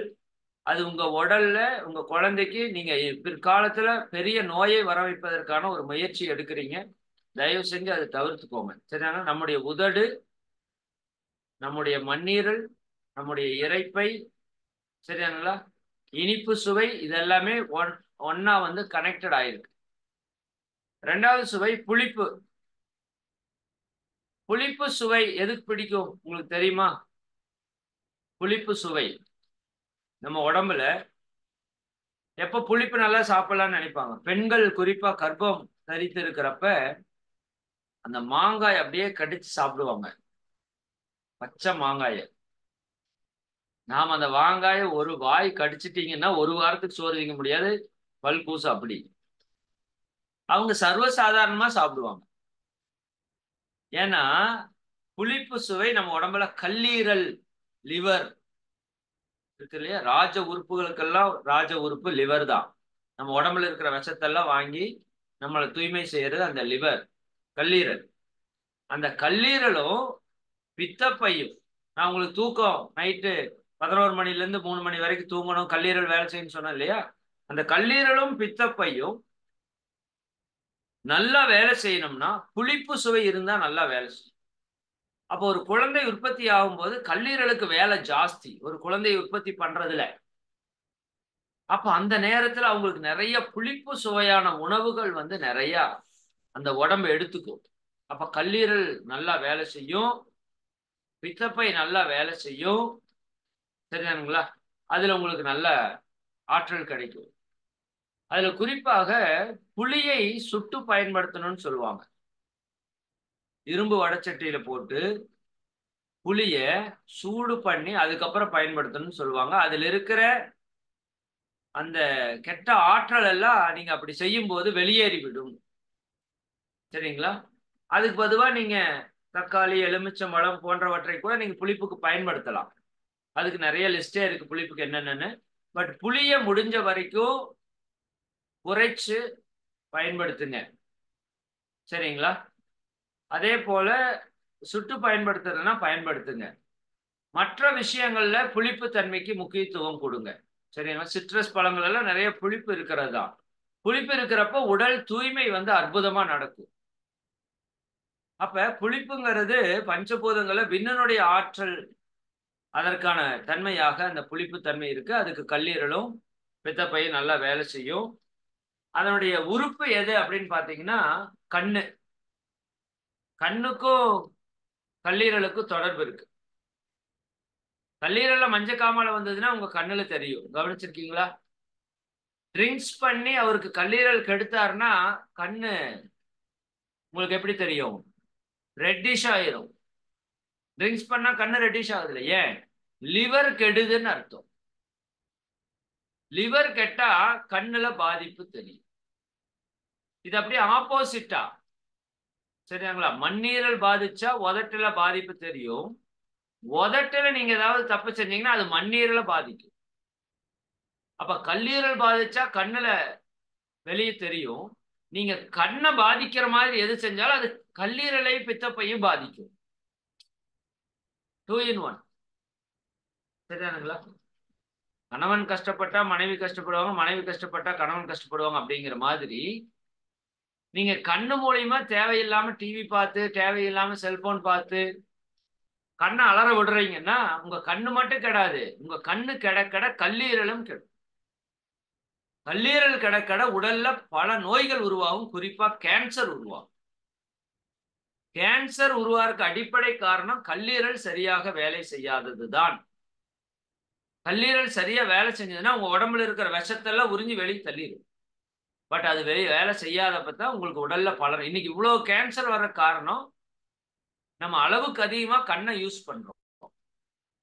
இது வரைக்கும் உலக வரலாற்றுல, மனித இன வரலாற்றுல கண்ணை இவ்வளவு தூரம் செல்போனுக்கும் டிவியும் பார்த்து கண்ணினுடைய ஆற்றலை விரயம் பண்ண ஒரே சமுதாயம் நம்ம தான். டே நைட் லைட்டை போட்டு எனர்ஜி செலவாயிட்டே இருக்கு, கண்ணு எரியுது, கண்ணு கதறுது. அப்ப கல்லீரல் பாதிப்பு வரும். கல்லீரல் பாதிப்பாச்சுன்னா உடல் உஷ்ணமாகும். உடல் உஷ்ணமாச்சுன்னா உடல்ல இருக்கிற வித்து சக்தி நீர்த்து போகும். இப்படி பல அப்படியே ஸ்டெப் பை ஸ்டெப்பா போகும். அதனால புளிப்பு சுவை உங்க கல்லீரலுக்கு ரொம்ப ரொம்ப முக்கியமானது. பித்தப்பைக்கு ரொம்ப ரொம்ப முக்கியமானது. உங்க கண்களுடைய ஆற்றலுக்கு மிக மிக முக்கியமானது. ஏன்னா புளிப்பு போற பார்த்தீங்கன்னா கண்ணு தான் அப்படியே வேலை செய்யும், பயங்கரமா வேலை செய்யும். அப்படியே புளிக்கிறத நீங்க கண்ணுல பார்த்தா ஃபீல் ஆகும். ஓகேவா? ரைட். ரெண்டாவது. மூணாவது, காரம். காரம் அப்படிங்கிறது மிக மிக முக்கியமான ஒரு சுவை. ஏன்னா கார சுவை அப்படிங்கிறது நம்ம உடம்புல நுரையீரலுக்கு சார்ந்த ஒரு சுவை. நுரையீரலுடைய பஞ்சபூதம் என்ன? காற்று. சரிங்களா? எப்படி காற்று இல்லாம நம்ம உயிர் வாழ முடியாதுன்னு சொல்றோம்ல, அப்ப அந்த நுரையீரல் அதற்கான துணை உறுப்பு பெருங்குடல். சரிங்களா? ரெண்டு ரெண்டு உறுப்பு ஜோடி ஜோடியா இருக்கும். முதல்ல வயிறு இரைப்பையும் மண்ணீரலும் சொன்னேன். அடுத்தது புளிப்புக்கு கல்லீரலும் பித்தப்பையும் சொன்னேன். மூன்றாவது கார சுவைக்கு நுரையீரலும் பெருங்குடல், லார்ஜ் இன்டெஸ்டைன் அண்ட் லங்ஸ். அப்ப காரத்தை நீங்க அளவா முறையா சரியாக சேர்த்தும் போது அது உங்க உடம்புல நுரையீரலை நல்ல ஆக்டிவிட்டி பண்ணும், பெருங்குடலை நல்லா இயக்கும். அப்ப பெருங்குடல் நல்லா இயங்கினாத்தான் கழிவுகள் முறையாக வெளியேறும். அப்ப நுரையீரல் நல்ல ஆக்சிஜன் எடுக்கும் போது உடம்புக்கு ஆற்றல் அபரிமிதமாக கிடைக்கும். காற்றினுடைய சக்தி, பிராண சக்தி நீங்க அதிகரித்துக் கொள்ளலாம். அப்ப இந்த இடத்துல நீங்க பயன்படுத்த வேண்டிய காரம் அப்படிங்கிறது மிளகு காரம், மிளகாய் காரம் கிடையாது. இன்றிலிருந்து நான் சொல்றேன், பச்சை மிளகாய உணவுல 100% தவிர்த்துருங்க. பச்சை மிளகாய உணவுல 100% தவிர்க்கணும். பச்சை மிளகாய் நம்ம உணவே கிடையாது, உணவே கிடையாது. தயவு செய்து அதை 100% தவிர்த்துருங்க. அதுல பல நோய்கள் உருவாகும். குறிப்பா உங்க உடலை உஷ்ணப்படுத்தி பைல்ஸ் போன்ற பல பிரச்சனைகளை உருவாக்குறது பச்சை மிளகாய் தான்.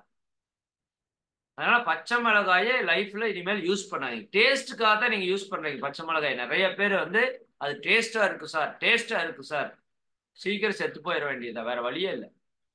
பச்சை மிளகாய் வாய்க்குள்ள போகவே கூடாது, அது விஷம். பச்சை மிளகாய் வந்து நம்ம நாட்டு உணவே கிடையாது, ஒரு நாட்டிலிருந்து இறக்குமதி செய்யப்பட்டது. அது இன்னைக்கு நம்ம மிகப்பெரிய நோயை உருவாக்குறதுக்கான கருவி அது இருக்கு. பச்சை மிளகாய் 100% தவிர்த்துருங்க. மிளகை நல்லா பயன்படுத்துங்க. சரிங்களா? மிளகு ரொம்ப ரொம்ப நல்லது. மிளகு காரம் நம்ம உடம்புக்கு குளிர்ச்சியை கொடுக்கறது, சக்தி கொண்டது. சொல்லுவாங்க இல்லையா? நான் இந்த இடத்துல இன்னொன்னு சொல்றேன். இன்னையிலிருந்து நீங்க அதை பிராக்டிஸ் கொண்டு வந்துருங்க. நம்ம காலையிலேருந்து மாலை வரைக்கும் பல உணவை சாப்பிடுறோம். அதுல என்னென்ன கெமிக்கல் எத்தனை கொட்டியிருக்கான்னு யாருக்கு தெரியாது. இன்னைக்கு நிலத்தையே கெமிக்கலா மாத்தி தான் பண்ணிட்டு இருக்கோம் நம்ம உற்பத்தி, விவசாயம்.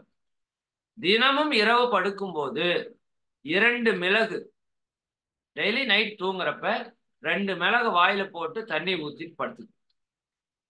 டெய்லி இது லைஃப் லாங் நீங்க இதை செய்யணும். ஏன்னா இந்த மிளகு உள்ள போய் என்ன பண்ணும்னா, இந்த மிளகுக்கு ஒரு அற்புதமான ஆற்றல் இருக்குங்க. விஷத்தை முறிக்கிற ஆற்றல். விஷத்தை முறிக்கிற ஆற்றல். அதனாலதான் சொல்லுவாங்க 10 மிளகு இருந்தால் பகைவன் வீட்டிலும் உணவருந்தலாம்னு சொல்லுவாங்க. 10 மிளகு இருந்தால் பகைவன் எதிரி வீட்லயும் நீ போய் சாப்பிடலாம். அவன் விஷமே வச்சானாலும் விஷத்தை முறிச்சிருவாது. எவ்வளவு பெரிய பவர் பாருங்க மிளகுக்கு. சரிங்களா? அதனால மிளகை நீங்க காரத்துக்கு பயன்படுத்துங்க முடிஞ்ச வரைக்கும். சரிங்களா? அதே போல இரவு நேரத்துல 2 மிளகை சாப்பிடக்கூடிய ஒரு வாய்ப்பை நீங்க ஏற்படுத்திக்கணும். அப்ப நுரையீரலுடைய வெளி உறுப்பு என்ன அப்படின்னா மூக்கு. நீங்க பாத்தீங்கன்னா அந்த ஷேப் கூட ஒரே மாதிரி இருக்கும். நம்ம நுரையீரலுடைய ஷேப்பும் நம்ம மூக்கோட ஷேப்பும் ஒரே மாதிரி இருக்கும். சரிங்களா? அப்ப இந்த மூக்குல ஏதாவது பாதிப்பு நிகழுதுன்னா நுரையீரல்ல தெரியும். நுரையீரல்ல பாதிப்பு இருந்ததுன்னா மூக்குல தெரியும். சரிங்களா? அது அந்த ஆர்கன்ஸ் பத்தி பாக்குறப்ப நம்ம தெளிவா பார்ப்போம். சரி, அதுக்கு அடுத்தது உப்பு சுவை. உவர்ப்பு உப்புன்னு சொல்றோம். உப்பு சுவை நம்ம உடம்புல சிறுநீரகத்தோடு தொடர்புடையது. சரிதானுங்களா? நல்லா புரிஞ்சுக்கோங்க. சுகர் ப்ராப்ளம் உங்களோட இரைப்பை கூட மண்ணீரல் கூட தொடர்புடைய ஒரு விஷயம். சுகர் பிரச்சனை. அப்ப இனிப்பு சாப்பிட்டாதான் அது குணமாகும். சார் என்ன சார் சுகர் ப்ராப்ளம்ங்கிறீங்க, இனிப்பு சாப்பிட சொல்றீங்க? சுகர் ப்ராப்ளம் இனிப்பு சாப்பிட்டால் மட்டும்தான் குணமாகும். எழுதி வச்சுக்கோங்க. கிட்னி ப்ராப்ளம் உப்பு சாப்பிட்டால் மட்டும்தான் குணமாகும். ஆனா எந்த உப்பு சாப்பிடணும், எப்படி சாப்பிடணுங்கிற விஷயம் இருக்கு. அதுக்குன்னு போய் சால்ட்டை வலிச்சு வலிச்சு வாயில போட்டா கிட்னி ப்ராப்ளம் சால்வ் ஆகும்னு சொல்ல முடியாது. அதே மாதிரி இனிப்பை எந்த இனிப்பை நீங்க சாப்பிடணும், எப்படி சாப்பிடணும்னு 2 விஷயம் இருக்கு. முற்காலத்துல சுகர் வந்தப்ப இனிப்பை தவிர்த்துக்கங்கன்னு சொன்னாங்க. எந்த இனிப்பை? வெள்ளை சர்க்கரையால் செய்யப்பட்ட இனிப்பை தவிர்த்து கொள்ளுங்கன்னு சொன்னாங்க. ஆனா இன்னைக்கு இனிப்புனால எல்லா இனிப்பையும் நம்ம தவிர்க்கிற மாதிரி ஒரு சூழலை கொண்டு வந்துட்டோம். நல்லா புரிஞ்சுக்கோங்க. நல்ல இனிப்பை, சரியான இனிப்பை, இயற்கையினுடைய விஷயத்திலிருந்து மாறுபடாத இனிப்பை சரியான முறையில நீங்க சாப்பிட்டீங்கன்னா சுகர் இப்பவே சரியாகும். இந்த க்ஷணத்துல சரியாகும்.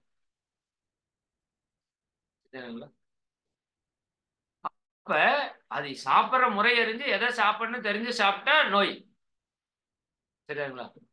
ஊறுபாடு உண்டி மருத்துவனின் மாறுபாடு இல்லை உயிர்க்குன்னு ஒரு குறள் இருக்கு.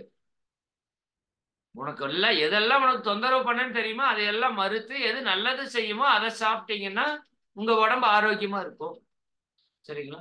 அப்ப உப்பு மிக மிக முக்கியமானது. ஏன்னா நம்ம சிறுநீரகம் எவ்வளவு இம்பார்ட்டன் நம்ம கிட்னி மசாஜ்ல பார்த்தோம்.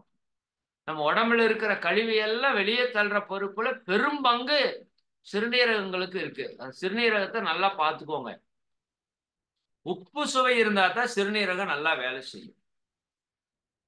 சரியாங்களா? அளவுக்கு அதிகமாகவும் போகக்கூடாது, அளவு கம்மியாகவும் போகக்கூடாது. இதுல அளவு முறை இருக்கு.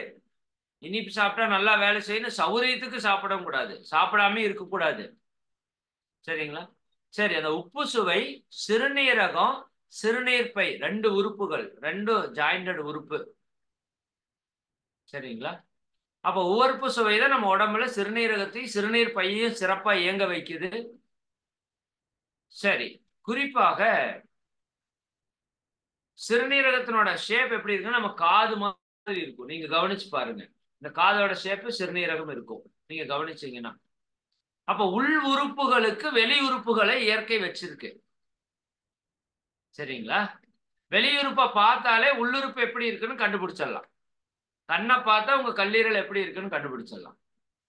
குழந்தைகளுக்கு பாருங்க அப்படியே வெள்ளை வெளியேறுன்னு பளபளப்பா இருக்கு கண்ணு. சரிங்களா? அப்ப அந்த உடல்ல கல்லீரல் நல்லா இருக்குதுன்னு அர்த்தம். அப்ப காது உங்களுக்கு நல்லா இருக்குது அப்படின்னா உங்களோட சிறுநீரகங்கள் நல்லா இருக்குன்னு அர்த்தம். சரிங்களா? சிறுநீரகம் கெட்டா காதுல சில டிஸ்டர்ப் இருக்கும், காது கெட்டா சிறுநீரகத்துல சில டிஸ்டர்ப் இருக்கும். ஓகேவா? அப்ப சிறுநீரகம், சிறுநீர் பை இதெல்லாம் உப்பு சுவை சார்ந்தது காது. இதுல ஒரு மிக முக்கியமான செய்தி உங்களுக்கு சொல்லணும். இன்னைக்கு நம்ம பயன்படுத்தி கொண்டிருக்கிற அத்தனை உப்புகளிலும் அயோடின் கலக்கப்பட்டிருக்கிறது. Iodised salt.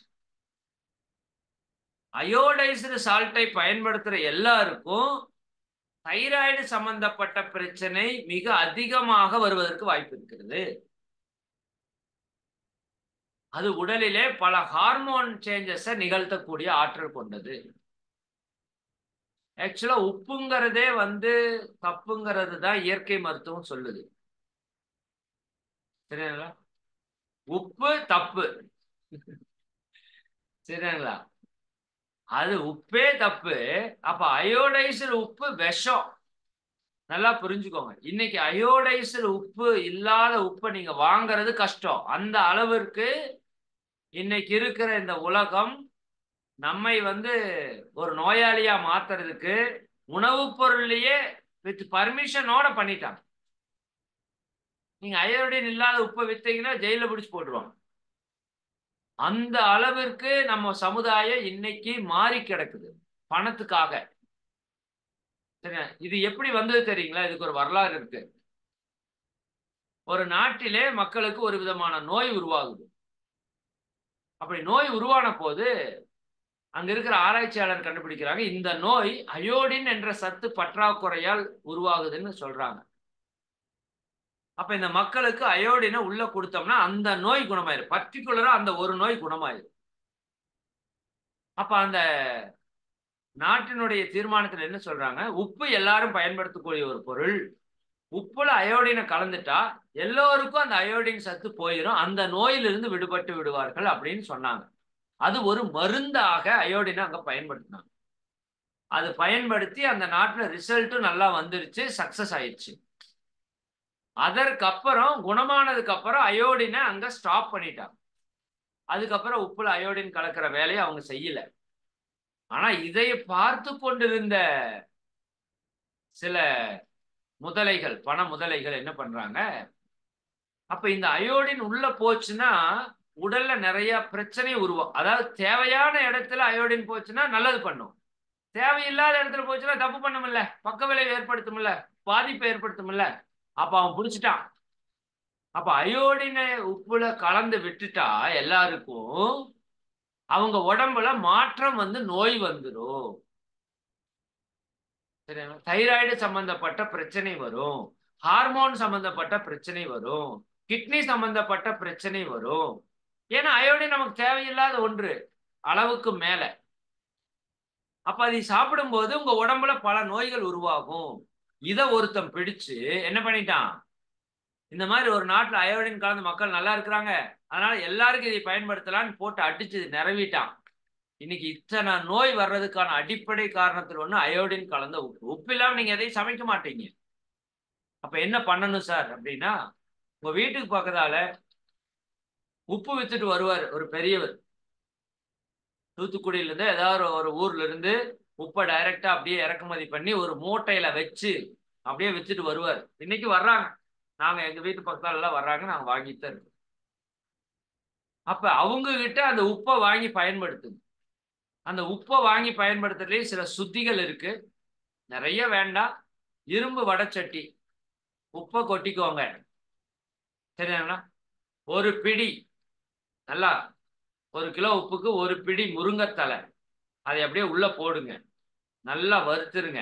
அதுல இருக்கிற கெட்ட கெமிக்கல் எல்லாம் வெளியே போயிடும். சரியானுங்களா? அந்த உப்பை அரைச்சு வச்சு அப்படியே நீங்க பயன்படுத்து.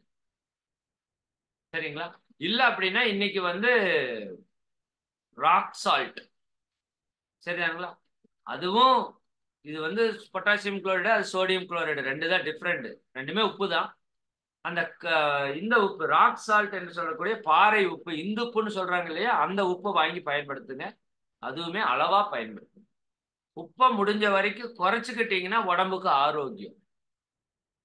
அளவா இருக்கணும்னு நான் சொல்றேன். அதுக்குன்னு ரொம்ப இல்லாம சாப்பிடுங்கன்னு சொல்லல. சரிங்களா?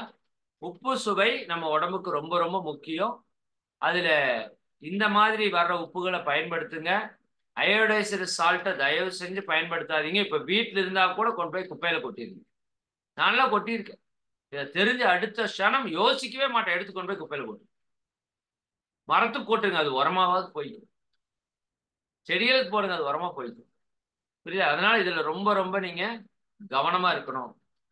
சரி, அதுக்கு அடுத்தது கசப்பு, துவர்ப்பு. இந்த 2 விஷயம். இதுதான் நம்ம ரொம்ப ரொம்ப குறைவா எடுக்கிற உணவு, குறைவா எடுக்கிற சுவை. ஆனா இந்த 2 ஹேண்டில் பண்ற விஷயம் பெரிய விஷயம். துவர்ப்பு சுவை, கசப்பு சுவை 2மே இருதயத்தை இயக்கக்கூடிய ஆற்றல்ல மிக முக்கியமானது. கசப்பு சுவை இருதயம், துவர்ப்பு சுவை இருதயத்தினுடைய மேலுறை, பெரிகார்டியம்னு நீங்க கேள்விப்பட்டிருக்கலாம். சரியானுங்களா? அந்த பெரிகார்டியத்தை இயக்கக்கூடியது துவர்ப்பு சுவை, இருதயத்தை இயக்கக்கூடியது கசப்பு சுவை. இன்னைக்கு ஏன் இருதய நோய் அதிகமா வருதுன்னு புரியுதா? ஏன்னா நம்ம கசப்பை பெருசா சேர்த்துறதே கிடையாது. பாவக்காய ஐயோங்கிறோம். புரியுதா இல்லைங்களா? கண்டிப்பா பாவக்காய் வாரத்துல ஒரு நாள் சமையல்ல இருக்கணும். கண்டிப்பா இருக்கணும்னு சொல்றேன். இன்னும் துவர்ப்புக்கு நிறைய காய்கள் இருக்கு. வாழைக்காய் சார்ந்த எல்லாமே துவர்ப்பு சக்தி கொண்டது. அது கண்டிப்பா வாரத்துல ஒரு நாள் நல்லா சமையல்ல இருக்கணும். வாழைக்காய் மிக மிக அற்புதமான உணவுங்க. வாழைக்காய், வாழைத்தண்டு, வாழைப்பூவு இதெல்லாம் மிக மிக அற்புதமான துவர்ப்பு சக்தி உணவுகள். அப்ப இருதயம் எது கூட சார்ந்தது அப்படின்னா, அதாவது கசப்பு சுவைக்கு இருதயம் சொன்னேன். இருதயத்து கூட சார்ந்த உறுப்பு வந்து சிறுகுடல், நம்மளோட ஸ்மால் இன்டெஸ்டைன். நம்ம உணவிலிருந்து சக்தியை பிரிக்கிறது எதுதான்? குடல் உறிஞ்சிகள் மூலமாக நம்ம சாப்பிட்ட உணவிலிருந்து சக்தியை பிரிச்சு எடுக்கிறது சிறுகுடலுடைய வேலை, ஸ்மால் இன்டெஸ்டைனோட வேலை. அது நல்லா வேலை செஞ்சாதான் சக்தியை பிரிச்சு எடுக்கும். அப்ப அது அது எப்பதான் வேலை செய்யும்? கசப்பு சுவையில தான் வேலை செய்யும். கசப்பு சுவை மருந்தின் சுவை. இந்த 6 சுவைகள்ல எது நோயை குணப்படுத்தக்கூடிய சுவையில முதல் சுவை எதுன்னு கேட்டா கசப்பு சுவைதான். அதனால பாருங்க, பல மருந்துகள் கசப்பாகத்தான் இருக்கு. இயல்பாவே கசப்பா இருக்கு. நீங்க கசப்பை சாப்பிட்டாலே உடம்புல இருக்கிற பல நோய்கள் குணமாயிருக்கு. கசப்பு சுவைக்கு நிறைய உணவு பட்டியல் இருக்கு. சரிங்களா? சுண்டைக்காய் கசப்பு தான். தேனில கசப்பு தன்மை இருக்கு. தேன் அறுசுவை இருக்குது. பெரிய நெல்லிக்கனி அறுசுவை இருக்கிறது. சரிங்களா? அப்ப இது போன்ற விஷயங்களை நீங்க கொஞ்சம் அப்படியே பயன்படுத்துங்க. துவர்ப்பு சுவை உணவுகள்னு லிஸ்ட் போட்டீங்கன்னா நிறைய வரும். கசப்பு சுவை உணவுகள் நிறைய வரும். நிறைய உணவுகள்ல இன்டைரக்டா கசப்பு இருக்கும். புரியுதா இல்லையா? அதெல்லாமே உங்களுக்கு கசப்பு தன்மையை அதை எடுத்துக்கோ. அதனால கசப்பு சுவை மிக மிக அவசியம். டெய்லியுமே கொஞ்சம் கசப்பு சாப்பிடணும் அப்படிங்கிறது உண்மைதான். அறுசுவை டெய்லி இருக்கணும். அப்ப கசப்பு துவர்ப்புக்கு நான் ஒரு டெக்னிக் வச்சிருக்கேன். என்ன தெரியுங்களா? முடிஞ்சா ட்ரை பண்ணுங்க. சரியாங்களா? எங்க வீட்டுல 2 பல்பொடி இருக்கும். ஒன்று வேம்பு பல்பொடி, இன்னொன்று கடுக்காய் பல்பொடி. சரியாங்களா? கடுக்காய் மிக மிக துவர்ப்புக்கான தன்மை. இந்த கடுக்காயை மூலமா வச்சுக்கிட்டு இன்னும் பல பொருட்களை போட்டு அந்த பல்பொடி செஞ்சிருப்பாங்க. இது வேம்பு கசப்பை முதன்மையா வச்சுக்கிட்டு இன்னும் பல பொருட்கள் போட்டு அந்த பல்பொடி. நான் காலையில ரெகுலரா பல்வர் இருக்கிறது வேம்பு பல்பொடி. நீங்க சித்த மருத்துவ கடையில போனீங்கன்னா வேம்பு பல்பொடின்னு கேட்டீங்கன்னா கொடுப்பாங்க. கசப்பா இருக்கணும்னு பல்பொடி கேளுங்க, கொடுத்துருவாங்க. நிறைய பக்கம் அது நல்லா பண்ணிட்டு இருக்காங்க. அப்ப கசப்பு சுவை காலையில எடுத்தோடனே பல் விளக்குறப்பவே என்ன பண்ணிடுவேன், நானு நாக்குல எல்லாம் எடுத்து நல்லா தடவி அந்த கசப்பு சுவையை உடம்புல ஏத்திடுவேன்.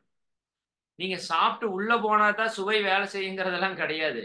நாக்குல வச்சாலே கசப்பு சுவை உடம்புக்குள்ள போயிடும்.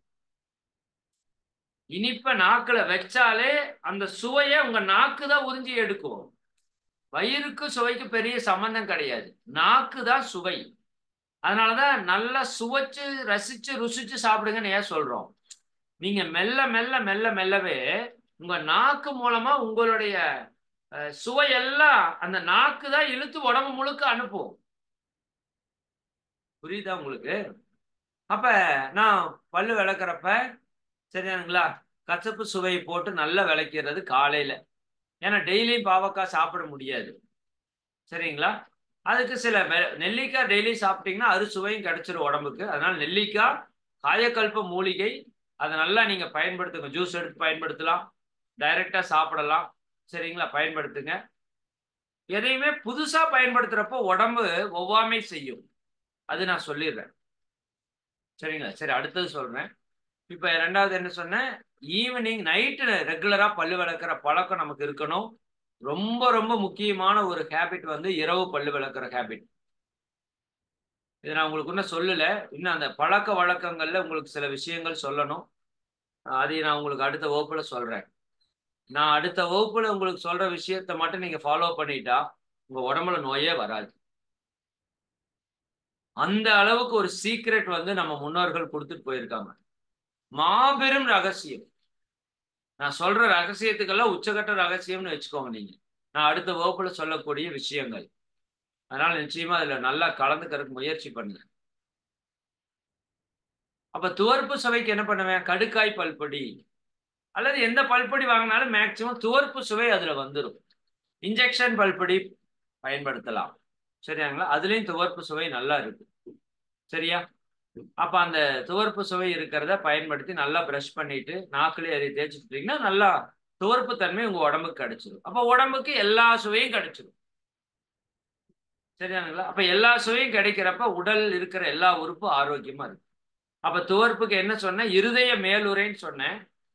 குறிப்பாக ட்ரிபிள் வார்மர் அப்படின்னு நம்ம உடம்புல ஒரு சிஸ்டம் இருக்கு.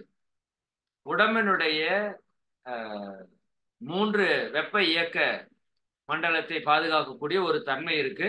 அதுவும் துவர்ப்பு சக்தியோட இணைந்ததுதான். அப்ப இருதய மேலுறையும் ட்ரிபிள் வார்மரும் துவர்ப்பு சக்தியோட இணைந்த ஒரு விஷயம். அப்ப துவர்ப்பு அப்படிங்கிறது உடம்புல நெருப்பினுடைய ஆற்றல், நெருப்பினுடைய சக்தி. பஞ்சபூத சக்தியில துவர்ப்பு நெருப்பினுடைய ஆற்றல். அதை காட்டுற இடம் வந்து நாக்கு. உங்க ஹார்ட்டும் நாக்கு ஒரே மாதிரி இருக்கும். கவனிச்சீங்கன்னா தெரியும். பாருங்க, 5 பூதங்கள், 5 புலன்கள், 6 சுவைகள். இந்த 6 சுவையில துவர்ப்பும் கசப்பும் ரெண்டும் ஒரு ஜாயிண்டிங். மற்ற எல்லா சுவையும் தனித்தனியா நிற்கும். இனிப்பு, புளிப்பு, உப்பு, காரம் 4 தனித்தனியா நிற்கும். இந்த துவர்ப்பும் கசப்பும் ஒன்னா நிற்கும். அப்ப 5 புலன்கள், 5 பூதங்கள், 5 உறுப்புகள் நம்ம உடம்புல. உங்க நாக்க நீட்டுனா, உங்க நாக்கு கிளீனா இருந்துச்சுன்னா உங்க உடம்புல ஹார்ட், ஹார்ட்டுக்கு மேல இருக்கிற உறை, சிறுகுடல், ட்ரிபிள் வார்மர் இதெல்லாம் சரியா இருக்குன்னு அர்த்தம். உங்க நாக்கு பாதிச்சதுன்னா அது எல்லாமே பாதிக்கிறதுக்கு ஆரம்பிக்குன்னு அர்த்தம். சரிங்களா? பஞ்சபூதங்கள்ல நெருப்புக்கான ஆற்றல் இங்கதான் இருக்கு. சரியா? அப்ப இது வந்து சுவை மருத்துவம். இதுல ஒரு சுவை குறைந்தால் என்னென்னவெல்லாம் நோய் வரும், ஒரு சுவை எச்சானா என்னென்னவெல்லாம் நோய் வரும், நல்லா லிஸ்ட் இருக்கு. அந்த அளவுக்கு டெப்தா போக வேண்டாம். அது நீங்க யூடியூப்ல போய் சுவை மருத்துவம்னு போட்டு பாருங்க, நிறைய பேஜ் வச்சிருப்பாங்க. இன்னைக்கு நமக்கு மிகப்பெரிய வரப்பிரசாதம்னா யூடியூப் தான். சரிங்களா? எந்த சுவை என்ன ஆற்றலை கொடுக்கும் அப்படிங்கிறதுக்கு ஒரு பெரிய பட்டியல் இருக்கு. நம்ம அறுசுவையும் நல்லா எடுத்துக்கணும். குறிப்பாக உங்க உடல் என்ன சுவையை கேட்குதோ அந்த சுவையை கொடுக்கணும். நான் சொல்ற கவனம், உங்க உடல் கேட்கறது கொடுக்கணும், உங்க மனம் கேட்கறது கொடுக்க கூடாது. மனசு எப்பவுமே உங்களுக்கு தேவையானது சொல்லாது, தேவையில்லாதது தான் சொல்லும். உங்க உடல் கேட்கும். இந்த உடலுக்கு அறிவு இருக்குல்ல. இப்ப உதாரணத்துக்கு நீங்க ஊட்டி போறீங்கன்னு வச்சுக்கோங்க. சாதாரண கிளைமேட்ல வாழ்ந்துட்டு இருக்கிறவங்க ஊட்டி போறாங்க அப்படின்னா அங்க போனா அது காரமா சாப்பிடலாம் அப்படின்னு சொல்லுது. தெரியுமா உங்களுக்கு? ஊட்டி கிளைமேட்டுக்கு நீங்க காரமா சாப்பிடணும். காரமா சாப்பிட்டாதான் நுரையீரல் நல்லா வேலை செய்யும், ஆக்சிஜன் கண்டென்ட் நல்லா எடுக்கும். புரியுதா இல்லைங்களா? பாருங்க, நுரையீரல காரம் சாப்பிட்டீங்கன்னா மூக்குல சளி வரும். இதெல்லாம் நீங்க பார்க்கல. இதெல்லாம் நீங்க டெஸ்ட் பண்ணி பார்க்கணும். நான் சொல்றதெல்லாம் உண்மைன்னு எடுத்துக்க கூடாது. நீங்களே யோசிச்சு பாருங்க. நுரையீரலுக்கு காரமா அனுப்புங்க சாப்பாடு. மூக்குல தனித்தனியா ஒழுகும். சரிங்களா? அதே போல நுரையீரல் பாதிச்சுதுன்னா பெருங்குடல் பாதிக்கும். பெருங்குடல் பாதிச்சா நுரையீரலும் பாதிக்கும். நீங்க பாருங்க, நல்லா மோஷன் போயிட்டு வந்ததுக்கு அப்புறம் பாருங்க, உங்க மூக்கு நல்லா ஃப்ரீயா ஏர் சர்க்குலேஷன். நாளைக்கு காலையிலேயே டெஸ்ட் பண்ணுங்க. காலையில எந்திரிச்சு டாய்லெட் போறதுக்கு முன்னாடி உங்க மூச்சை கவனிங்க. அது எப்படி போகுதுன்னு பாருங்க. டாய்லெட் போயிட்டு வந்ததுக்கு அப்புறம் உங்க மூச்சை கவனிங்க. அப்படியே ஃப்ரீயா ரிலாக்ஸா போகும் உங்க மூச்சு. ஏன்? மலம் பெருங்குடல்ல இருந்து தள்ளப்பட்டு விட்டது. மலம் கிளியர் ஆயிடுச்சுன்னா பெருங்குடல் ஃப்ரீ ஆயிரும். பெருங்குடல் ஃப்ரீ ஆயிடுச்சுன்னா நுரையீரல் ஃப்ரீ ஆயிரும். நுரையீரல் ஃப்ரீ ஆயிடுச்சுன்னா மூக்கு ஃப்ரீ ஆயிரும். இப்படி எல்லாம் இருக்கு. சரிங்களா? நீங்க புரிஞ்சுக்கிறதுக்காக சொல்றேன். நான் சொல்றேன், இப்ப சொல்லியிருக்கிற விஷயம் மிக மிக முக்கியமான விஷயம் உணவுல. சரிங்களா? அப்புறம் தவிர்க்க வேண்டியதுல இது எல்லாவற்றையும் நீங்க தவிர்த்துட்டு எதையெல்லாம் சேர்த்தணுமோ அதை மட்டுமே சேர்க்கணும். சேர்க்க வேண்டிய பட்டியல்னா நான் இன்னும் பெருசா உங்களுக்கு சொல்லணும். ஆனா அதெல்லாம் உங்களுக்கே பெரும்பாலும் தெரியும். அப்ப எதெல்லாம் சேர்க்கணுமோ அதெல்லாம் சேருங்க. தவிர்க்க வேண்டியதை உணவுல முடிஞ்ச வரைக்கும் தவிருங்க. பிளாஸ்டிக் டப்பா உங்க வீட்டுல இருக்கவே கூடாது, தயவு செய்து.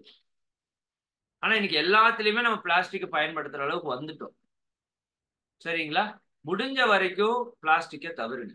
எதுவா இருந்தாலும் அதுல இருந்து அலைவீச்சு, கதிர்வீச்சு வந்துட்டே இருக்கும். எப்படி ஒரு மல்லிகைப்பூல இருந்து வாசனை வந்துட்டே இருக்கும், அது போல அந்த பிளாஸ்டிக் டப்பால இருந்து அதற்கான தன்மை வெளியே வந்துட்டே இருக்கு. அதனால உணவுப் பொருள்ல தயவு செஞ்சு பிளாஸ்டிக்கை 100% அவாய்ட் பண்ணிடுங்க. குறிப்பாக பிளாஸ்டிக்கை பயன்படுத்தி வெப்ப பொருள் எதையும் வாங்கிட்டு வர, நிறைய பேர் டீ வாங்கிட்டு வர்றது பிளாஸ்டிக்ல வாங்கிட்டு வர்றாங்க. உணவு வாங்கிட்டு வர்றது, சாம்பார் வாங்கிட்டு வர்றது பிளாஸ்டிக்ல வாங்கிட்டு வர்றது. இதெல்லாம் மிகப்பெரிய கேன்சரை உருவாக்கக்கூடிய சக்தி கொண்டது. சரி, அதனால முடிந்த வரைக்கும் பிளாஸ்டிக் பாட்டில்ஸ், ஒரு எண்ணெய் வாங்க போறோமா ஒரு தூக்குவாளி எடுத்துட்டு போங்க. இனி நம்ம கல்ச்சர் மாத்திதான் ஆகணும்.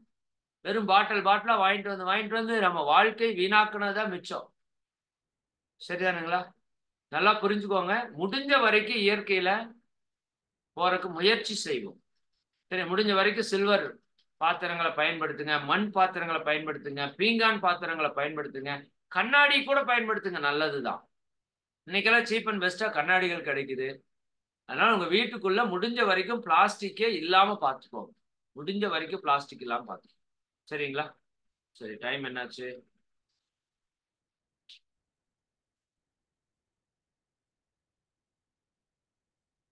ஓ, டைம் ஆயிடுச்சா? சரி, போதும். ஏன்னா இதுல நீங்க மாற்றத்தை கொண்டு வராம உங்க உடல் நலத்துல மாற்றம் வராது. உடல் நலத்துல மாற்றம் வராம உங்களால உங்க மனதை அமைதியா வைத்திருக்க முடியாது. தியானம் பண்ணலான்னு விருப்பம் தான். பட் ஒரு அரை மணி நேரம் உங்க உடல் அசையாம உட்காருமா? கண்ணை மூடி உட்கார்ந்தா அரை மணி நேரத்துக்கு உடல் அசையக்கூடாது. உட்காருமா?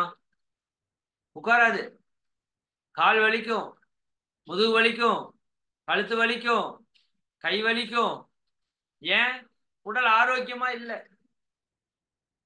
உடல் ஆரோக்கியமா இருந்தாதான் நீங்க ஒரு அரை மணி நேரம் அசையாம உட்கார முடியும். அரை மணி நேரம் அசையாம உட்கார்ந்தாதான் மனதை ஒருநிலைப்படுத்த முடியும். மனம் ஒருநிலைப்பட்டாதான் நீங்க நினைச்ச மாதிரி வாழ முடியும், இறைவனையும் அடைய முடியும். புரியுதா உங்களுக்கு? அப்ப அந்த உடல் ஆரோக்கியமா இருக்கிறதுல உணவனுடைய பங்கு மிக மிக முக்கியமான பங்கு. அதனால உங்க வாய்க்குள்ள ஒரு பொருள் உள்ள போகுதுன்னா ரொம்ப கவனமா போகணும். கண்டதெல்லாம் எடுத்து கொட்டுறதுக்கு இது ஒன்றும் குப்பைத்தொட்டி கிடையாது. பெண்கள் அப்படித்தானே பண்ணுவீங்க. மிச்சமானதெல்லாம் வலிச்சு வலிச்சு கொட்டி குப்பையில கொட்டுறதெல்லாம் தொப்பையா வந்து நிக்குது. குறிப்பா பெண்கள் குழந்தைகளுக்கு உணவு ஊட்டுறப்ப நீங்க உணவு சாப்பிடாதீங்க. நீங்க எவ்வளவு சாப்பிட்றீங்கன்னு உங்களுக்கும் தெரியாது, ஒன்றும் தெரியாது. குழந்தைக்கு ஊட்டி ஊட்டி மிச்சமானதெல்லாம் தின்னுதான் பெண்கள் உடம்ப வீணாக்கி வச்சிருக்கிறீங்க. குறிப்பா கல்யாணம் ஆனதுக்கு அப்புறம் அந்த பெண்களுடைய உடலை சரிதானே, அது கேப்பாரட்டு கிடக்குதுன்னு சொல்லுவாங்கல்ல, அந்த மாதிரி உடம்பு பண்ணி வச்சிருக்கிறோம். புரியுதுங்களா? இன்னையிலிருந்து நீங்க அந்த ஸ்லிம்மா ஃபிட்டா இருக்கிறதுக்கான உணவை நல்லா எடுத்து சாப்பிட்டு பழகணும். சரியாங்களா? அது உணவின் மூலமாக உடலை நீங்க சரி செய்து கொள்ளணும். சரிதானுங்களா? அதே போல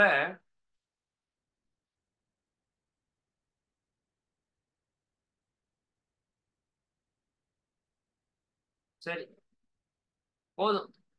இதை நீங்க ஃபாலோ பண்ணிட்டு வாங்க. இப்பவே நிறைய விஷயம் நான் சொல்லியிருக்கிறேன். இதுல முடிஞ்ச வரைக்கும் ஃபாலோ பண்ணுங்க. சரிதானா? குறிப்பா இந்த ஊறுகாய அதிகமா பயன்படுத்த வேண்டாம். ஊறுகாய் வந்து உங்க உடம்புல அதிகப்படியான உமிழ்நீரை உற்பத்தி பண்ணும். அது தயிர் போன்ற உணவுகள் செரிமானம் ஆறதுக்கு லேட் ஆகிற காரணத்தினால அது கூட லைட்டா ஊறுகாய் வச்சுட்டீங்கன்னா செரிமானத்திற்கு உதவுன்னு சொல்லி ஊறுகாயை பயன்படுத்தினாங்க. இன்னைக்கு ஊறுகாயை சரியான முறையில உற்பத்தி பண்ணக்கூடிய நபர்கள் கிடையாது. அது எல்லாமே வேற மாதிரியான மெத்தட்ஸ்ல பயன்படுத்துறாங்க. அதனால ஊறுகாயை முடிந்த வரைக்கும் தவிர்த்து கொள்ளுங்க. அதே போல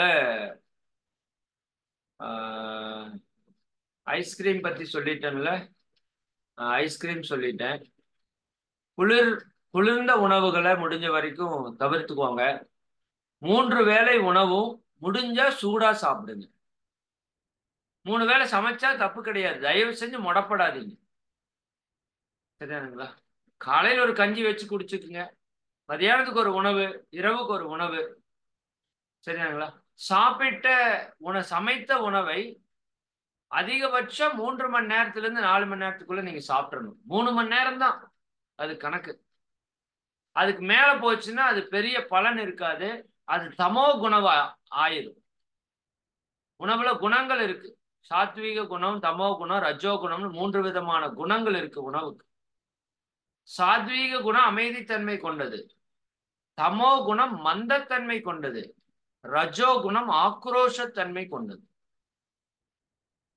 சரிங்களா? அப்ப சாத்வீகமான உணவு தான் மனிதனுக்கான உணவு. சரிங்களா? அது எது? பழங்கள், காய்கறிகள், கீரைகள். சரியானுங்களா? அது கூட பயிர் வகைகள். இது எல்லாமே வந்து சாத்வீக உணவு. சிறுதானியங்கள் இதெல்லாம் சாத்வீக உணவு. சாத்வீக உணவு தான் நமக்கு உங்க மனசு அமைதியா இருக்கணும்னா சாத்வீக உணவு சாப்பிடணும்.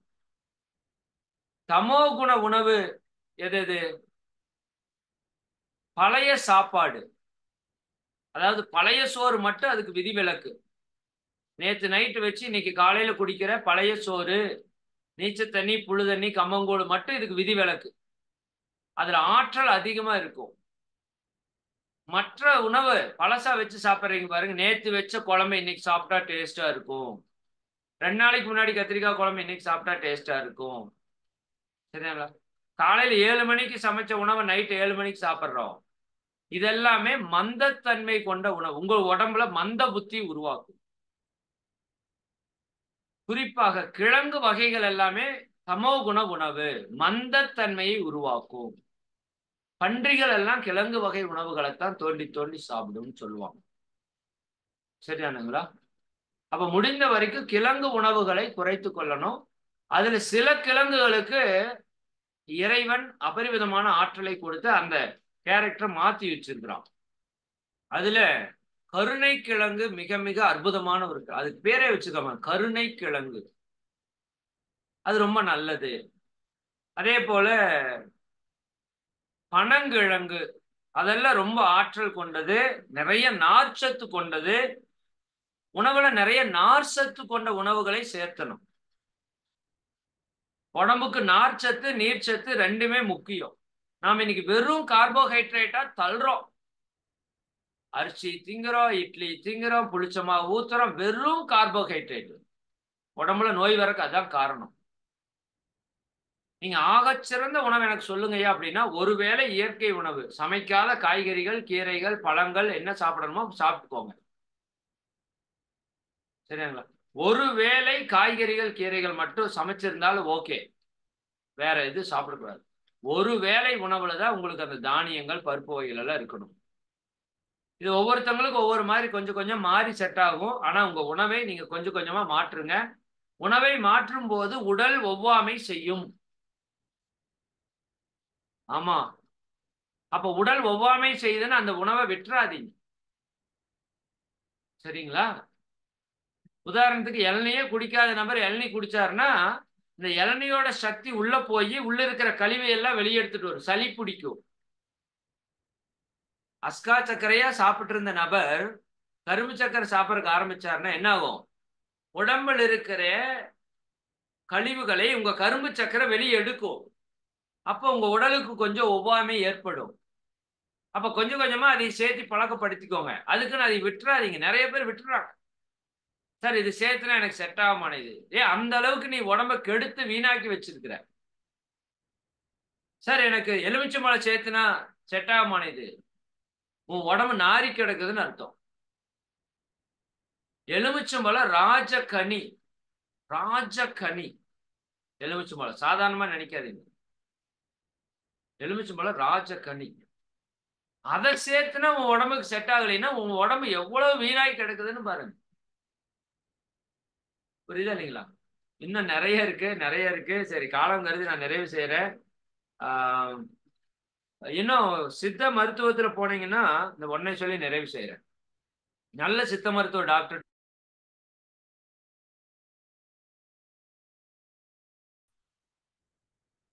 உங்க உடம்பு வாத உடம்பா, பித்த உடம்பா, கப உடம்பா?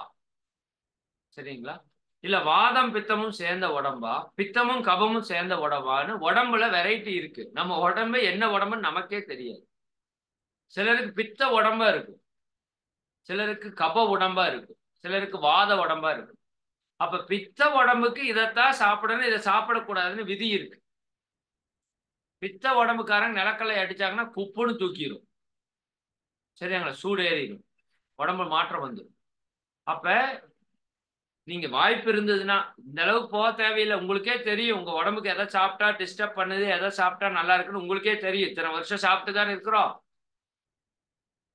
சப்பாத்தி சாப்பிட்டா எனக்கு செட் ஆகாதுன்னா விட்டுருங்க அதிக. உருளைக்கிழங்கு சாப்பிட்டா எனக்கு செட் ஆகல சார், விட்டுருங்க அதிக. நான் சொல்ற முறைப்படி சாப்பிட்டா எல்லாமே செட் ஆகும். உருளைக்கிழங்கு கேஸ் கிடையாது. உருளைக்கிழங்கு நல்லா சாப்பிட்டு நோய் இல்லாம இருக்கிறவங்க இருக்கிறான். ஆனா முறையா சரியா வாயை மூடி மென்னு உமிழ்நீரோட கலந்து அரைச்சு கூழாக்கி உள்ள அனுப்புனீங்கன்னா கேஸ் ஆகாது. சரிங்களா? சரி, அப்படி உங்களுக்கு சில தொந்தரவு பண்ணுதுன்னா உங்களுக்கு பொருந்தாத உணவை தவிர்த்துருங்க. பொருந்துற உணவை சாப்பிடுங்க. வேலை முடிஞ்சது. சரிங்களா? உடல் சொல்ற உணவை நல்லா சாப்பிடுங்க. உடல் கேட்கிற உணவை நல்லா சாப்பிடுங்க. அது கேட்கும். சில நேரத்துல உங்களுக்கு இனிப்பா கேட்கும். உங்க தசைகள் எல்லாம் வளரணும்னா இனிப்பு சுவை வேணும். குழந்தைகள் நிறைய இனிப்பு சாப்பிடுவாங்க. நல்ல இனிப்பா கொடுக்கணும், இயற்கையான இனிப்பா கொடுக்கணும். அப்பதான் தசை நல்லா வளர்ச்சி பெறும், உடம்பு நல்லா கட்டும். சில டைம்ல காரமா உடம்பு கேட்கும், கொடுங்க. குழந்தை வயிற்றுல இருக்கிறப்ப கசப்பு புளிப்பு நல்லா கேட்கும், கொடுங்க. உங்க உடம்பு கேட்கிற டேஸ்ட கொடுத்தாலே உடம்பு எல்லா நோயிலிருந்து குணப்படுத்திட்டு வந்துடும். சரியா? உடம்பு சுகருக்கு பிரச்சனை இருக்குன்னா இனிப்ப கேட்கும். நீங்க இனிப்ப கொடுக்க மாட்டீங்கன்னா அது இன்னும் பல நோய்களாக மாறும். சரி, இப்படி உணவை பற்றி அது ஒரு கடல். நான் தான் சொல்றேன், அது ஒரு கடல். அதுக்குள்ள நீங்க எவ்வளவு வேணா போலாம். ஆனா இப்ப சொன்ன விஷயத்த கவனம் வச்சுக்கோங்க. ஒரு நூடுல்ஸ் எடுத்து வாய்க்குள்ள போடுறீங்க அப்படின்னா உங்களோட கேள்வி இந்த நூடுல்ஸ் எதனால் ஆனது, எப்படி தயார் செய்யப்பட்டது? மைதா மாவு 400 டிகிரியில கொதிக்க வைக்கப்பட்டு தயாரிக்கப்பட்ட உணவு நூடுல்ஸ். 400 டிகிரி டெம்பரேச்சர்ல ஒரு கொதிச்சதுன்னா அது விளங்குமா? அது மைதாமாவே விஷம். அதை 400 டிகிரி கொதிக்க வச்ச நூடுல்ஸ் வாங்கி தின்னா அது எவ்வளவு பெரிய விஷம். கேள்வி கேளுங்க, உங்களுக்கு நீங்களே கேட்டுக்கோங்க. இன்னைக்கு நெட் வந்துருச்சு, சர்ச் பண்ணுங்க. சரிங்களா? கண்ணுக்கு தெரியாத ஒரு விஷயத்தை நீங்க வாங்கி சாப்பிடுறீங்க அப்படின்னா நம்மளை விட முட்டாள் யாருமே கிடையாது. சரிங்களா? கடை உணவு தயவு செஞ்சு சாப்பிடாதீங்கன்னு சொல்லிட்டே இருக்கிறோம். எனக்கு ஏன்னா அது தாட் வந்துட்டே இருக்கு. ஏன்னா இது நிறுத்த முடியாது. எனக்கு வந்துருச்சுன்னா எனக்கு மைண்ட்ல வரதெல்லாம் பேசிட்டே கிடப்பேன். ஒரு நாள் இந்த ரஸ்க் சாப்பிட்ற வீடியோ ஒன்று நான் பார்த்தேன். ரஸ்க் தயாரிக்கிற வீடியோ. இந்த ரஸ்க் ஃபேக்டரி அங்க ஒரு 10 பேரை ஹிந்திக்காரனுன்னு நினைக்கிறேன், 10 பேர் இருக்கானுங்க. ஒருத்தன் எடுத்து நாக்குல அப்படியே தடவி தடவி அந்த ரஸ்க் அடுக்குறான். ஒருத்தன் அது மேல கால் ஏறி நிக்கிறான். இன்னும் ஒருத்தன் சொல்லாத இடத்துல அதை எடுத்து தேய்ச்சி அதை அங்க வைக்கிறான். இதுக்கு வீடியோ சாட்சி இருக்கு. சரியாங்களா? டாய்லெட்டுக்கு பக்கத்தால அந்த மாவு, கோதுமை மாவு போட்டு மிதி மிதின்னு காலில் போட்டு மிதிச்சு அதை எடுத்து பானிபூரி பண்ணி கொடுக்குறான். நம்மால் வாங்கி உள்ள போட்டு சூப்பரா இருக்குதுங்கிறான். சரி, நீ டாய்லெட்டே கொடுத்தாலும் இவன் சூப்பரா சாப்பிடுவானான்னு எனக்கு தெரியல. கவனமா இருங்கன்னா ஏன் இவ்வளவு அசால்ட்டா இருக்குன்னு நமக்கு தெரியல. ஒரு ஃபாஸ்ட் ஃபுட் கடை வச்சிருக்கிற ஓனர் சொல்றாரு, கிட்டத்தட்ட 20-30 கெமிக்கல் ஆட் பண்ற சார் அந்த ஃபாஸ்ட் ஃபுட்டுக்கு. அதுல அத்தனை நோய் அத்தனை தீமை வரும்னு எனக்கு தெரிஞ்சதுக்கு அப்புறம் நான் அந்த கடையவே விட்டுட்டேன்னு ஒருத்தர் வந்து டிவியில பேட்டி கொடுத்திருந்தாரு. தயவு செஞ்சு பாருங்க, இதெல்லாம் பாருங்க. சரி, இன்னைக்கு புது புது ஏதோ உணவு அதை திங்கிறோம் இதை திங்கிறோம்னு பாரம்பரியத்தெல்லாம் விட்டு நோயாளியாகி செத்துட்டு இருக்கிறோம். குழந்தைகளை சாகடிச்சுட்டு இருக்கோம்.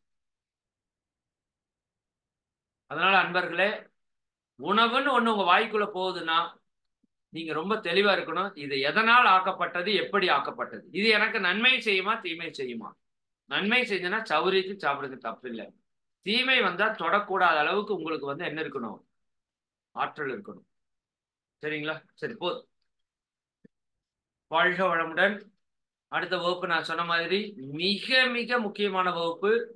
என்ன கேட்டா இந்த மொத்த வகுப்புல ஒரு 5-6 வகுப்பு ரொம்ப டாப் லெவல் இருக்கும். மொத்த உங்களுக்கு நான் சொல்ற ஒரு இப்ப பேசிக்ல 72 வகுப்பு, மொத்தமா ஒரு ஆண்டுல உங்களுக்கு கிட்டத்தட்ட ஒரு 150 வகுப்பு வரும். இந்த 150 வகுப்புல ஒரு 5-6 வகுப்பு டாப் லெவல்ல இம்பார்ட்டண்டா இருக்கிற விஷயம். அதுல அடுத்த வகுப்பு உங்களுக்கு அந்த அளவுக்கு இம்பார்ட்டண்டா இருக்கிற விஷயம். மிக முக்கியமான வகுப்பு. நிச்சயமா கலந்துக்கோங்க. நான் சொன்னதெல்லாம் ஜஸ்ட் இன்ஃபர்மேஷன் அல்ல.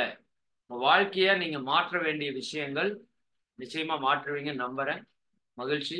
இந்த தெய்வீக நிகழ்விலே கலந்து கொண்டுள்ள நீங்கள், உங்கள் அன்பு குடும்ப உறுப்பினர்கள் அனைவரும் உடல் நலம், நீலாயுள், நிறை செல்வம், உயர்ப்புகள், மெஞ்ஞானம் ஓங்கி இறை உணர்வு, அறநெறி, கல்வி, தனம், தானியம், இளமை, வலிவு, துணிவு, நன்மக்கட்கு அறிவில் உயர்ந்தோர் நட்பு, அன்புடைமை, அகத்தவம், அழகு, புகழ், மனித மதிப்புணர்ந்து ஒழுகும் பண்பு, பொறுமை எனும் பேர் 16 பெற்று பெருவாழ்வு வாழ்க. வாழ்க வளமுடன், வாழ்க வளமுடன்.